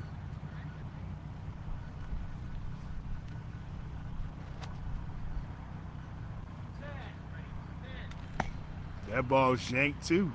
Mike Finn on it. Oh, right over his head. Zach's chasing, but he's not going to beat that. He's not going to get there in time. Casey scores. Another run for Casey Krause there. Thing is, he came back. He tripped over the wire after he scored. Coming Casey back, continues to stay hot, man.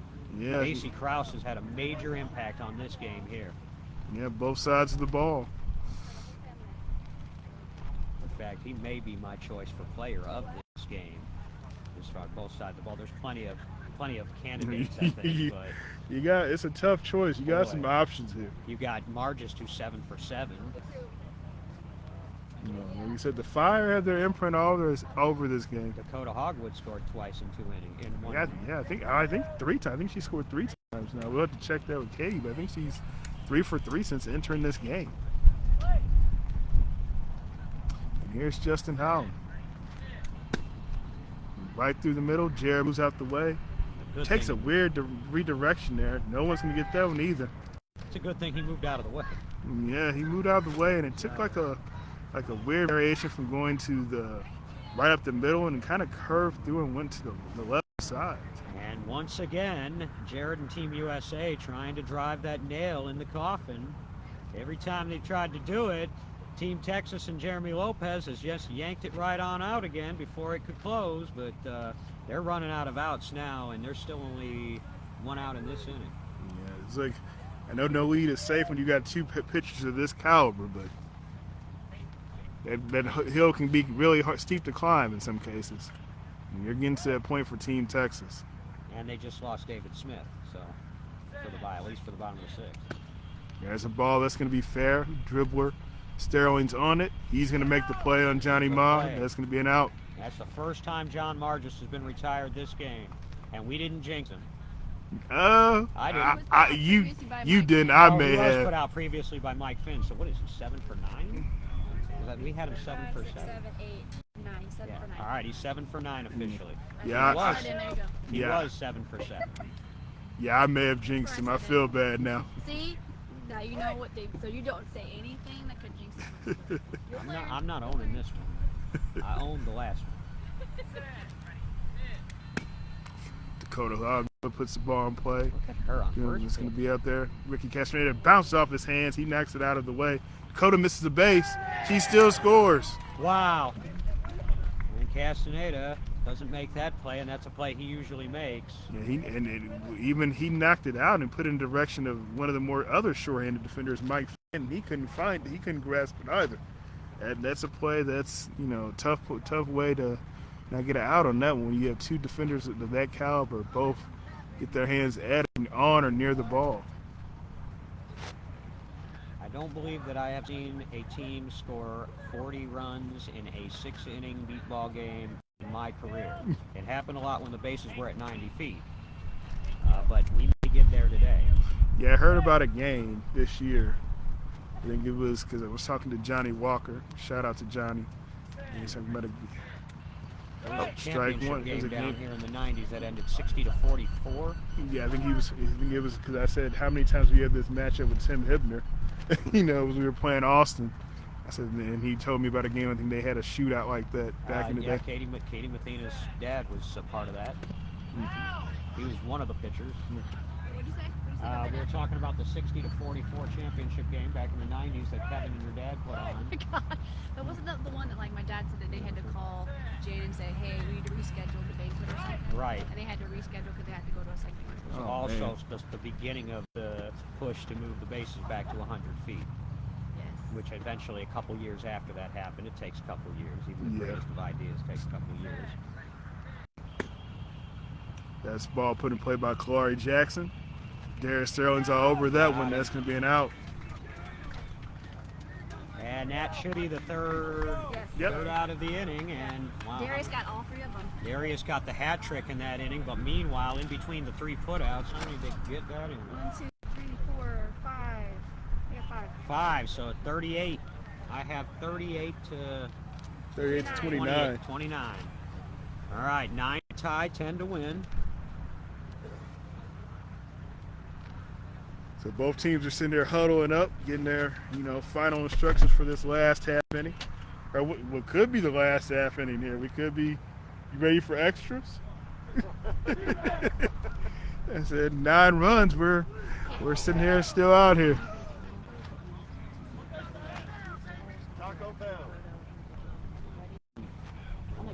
This is where I could use for Richie Flores.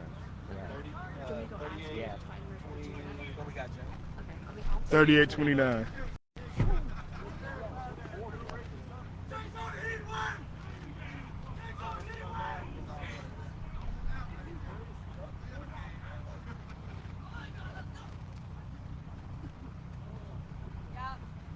So while we have a break, while they're changing up sides and getting jacked up for this bottom of the sixth, what can people do if they want to either volunteer or contribute or help out in some way with the World Series effort, or is it too early for that? What's the best way to contact? It's never too early. If you want to help out with the World Series in any shape, form, or fashion, of course, you can go to mindseyeradio.org and look in our volunteer page and say, hey, I want to help out with our Mind's Eye Adaptive Athletics, and we'll help put you in line there.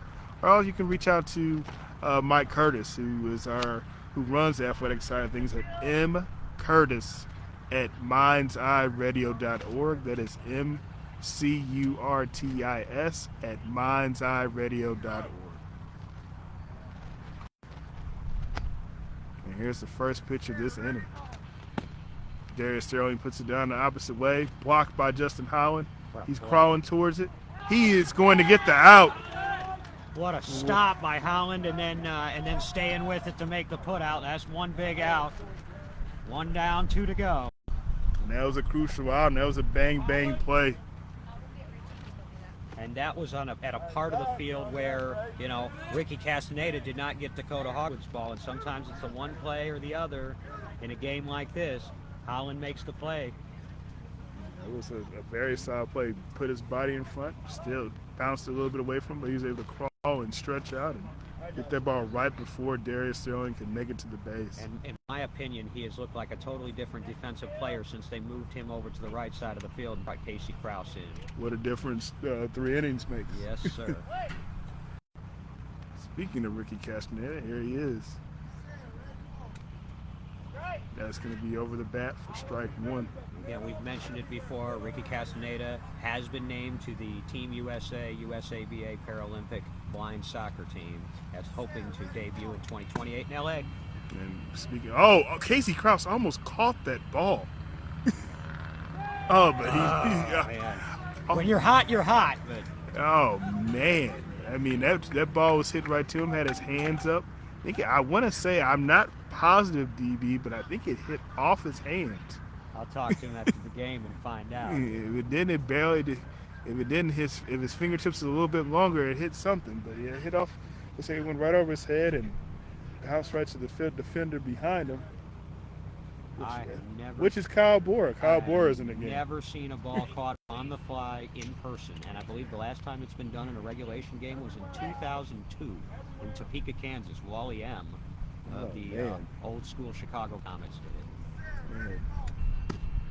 I've never seen anyone that's the closest I've ever seen one happen. That ball's past Krause, under Kyle Bora, who checked in, past Schultz for a run scored. That may have been just a little bit too far over for Kyle Bora. I don't know what you saw, but it went under him. He's behind. He's playing behind Krause, which is not a normal spot for him. Mm-hmm. So his angle went kind of between his legs. So if he would have probably laid down flat, that ball would have hit him. But the way he was in, kind of upright, went right between his legs. And then Schultz tried to track it down, but wasn't able to get there. A couple runs in with 1 out now for Team Texas, and so I have 38-31. Still 2 outs needed. But to have 70 runs, we're close to having 70 runs total scored in this game. I can do that math. I think I got that right. Right. Here we go with Daniel Brock up at the plate. That ball's high. Team Texas trying to stay alive here.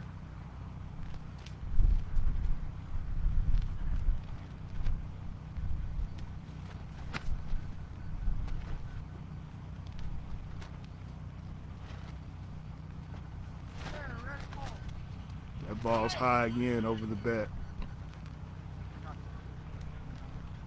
So he's trying to place it. Looks like he's trying to place this ball right on top of the bat to get that lift from Brock here, but he's just missing high. Last 2 pitches.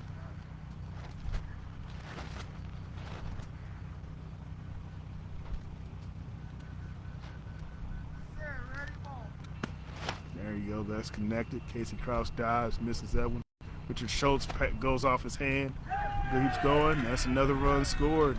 Yep, 38-32. We've had 70 total runs this game, BB. There it is, and a never say die. Team Texas is trying to make another push at it. They've still got 2 outs to work with, and now down by 6.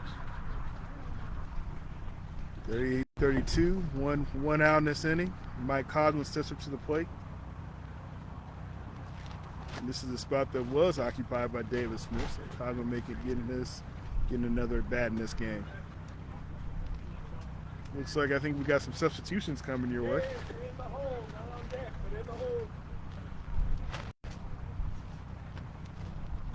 It's going to be from Team Texas, it appears, as Coach Fleming walks over and conferring with the official scorekeeper. Who again? Did John give you I don't some think he subs? said. No, he was trying I to think, tell. I think he said something was in the hole. I don't know. Because Okay. at the beginning of the game, he thought that it was Mike Finn up, but he didn't remember that last play. They reversed the call on Mike Finn. Got you. So he was off by 1 on his lineup. Here Here comes we go. Mike.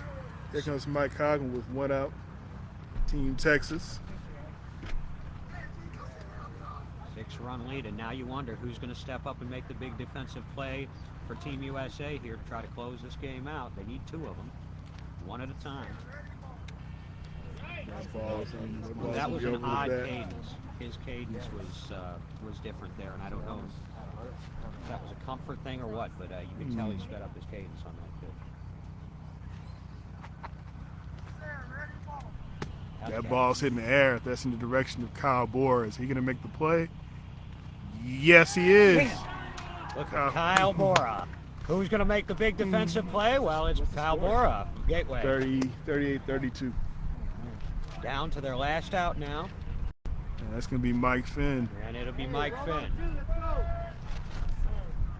Mike Finn was once a part of a 5-run, 2-out rally to win a World Series championship back in 2011. One of the best World Series games I've ever seen. Yeah. I'm also not used to seeing him in that spot. It threw me off when I was like, that is Kyle over there. So here we go with Mike Finn, the last hope. They're going to have to earn this one. Like I said, his spray chart is everywhere, as Booker has said. I heard him just say. And strike 1.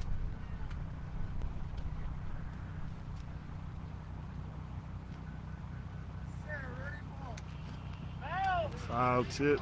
I think I know what right everywhere refers to now. Right-handed hits everywhere.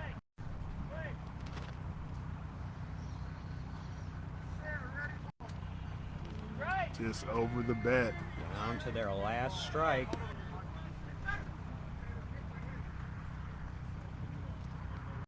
What a phenomenal exhibition of talent we've seen out here today after a little bit of a rough start yesterday. What a day. That ball is going to be put. Nope, that's going to be a foul ball. Wow. Ooh. They're looking for that left field. That would have been a good idea. That would have made somebody, Casey or somebody, move over there. As it is, he'll come back with a 3-strike count. 2 outs, bottom of the 6th. Mike Finn sets back up, has the bat on the plate, sets back up.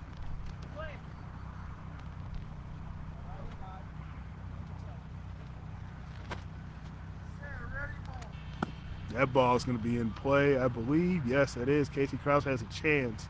He bounced off his hands. Oh, Finn scores. yeah. Oh, Casey had the game in his hands.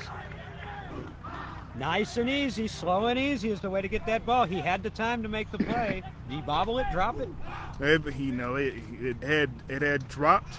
He had his hands right on it and pushed it away from himself. So those are the ones that sting. Is once you get a hand on it, you want to get it. You want to pick it up. So now 38 to 33. 5-run game. So now we got Sterling back up. Darius Sterling, who, much like Rich Schultz, tends to find ways to score when he needs to. That's why he was reinserted into the game.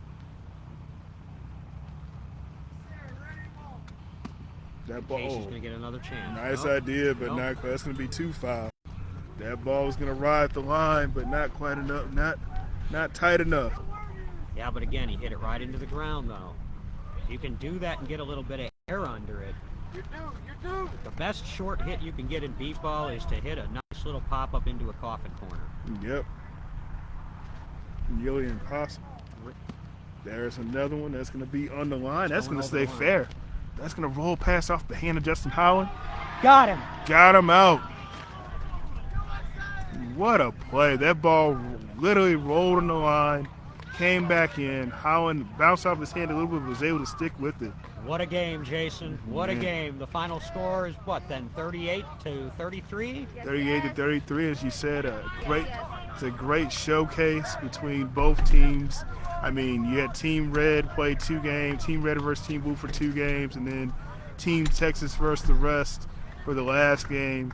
Great showing by all parties. Every player scored, I think you said. Every player in this showcase, all 21, scored at least one time. And so you couldn't have asked for any more. Jason Frazier, man, it was a privilege and an honor doing a game with you. Keep the updates and the good stuff coming out of the Gateway. And we appreciate everybody tuning in.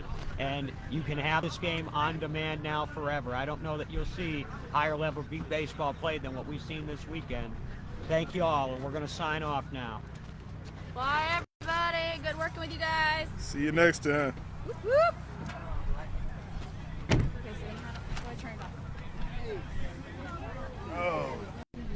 Good job, BB. That was awesome. Good job, buddy. That was amazing. Yeah. Good job, everybody. Get up. man. I've been in that spot, now I'm stiff. That was worth the price of Yeah. admission. They say I almost had to do the broadcasting. They always say wear darks. What was that final And now I gotta go to the bathroom. Me too. Me too, Frazier. Where my cane at? Can I follow you? Hey, BB, do I stop the live feed? Yes, please. Okay, Yeah. so y'all's breaks, so make sure you get your breaks. Oh, yeah. Oh, I gotta yeah. have my phone. And You mind? Oh, I gotta go to the bathroom.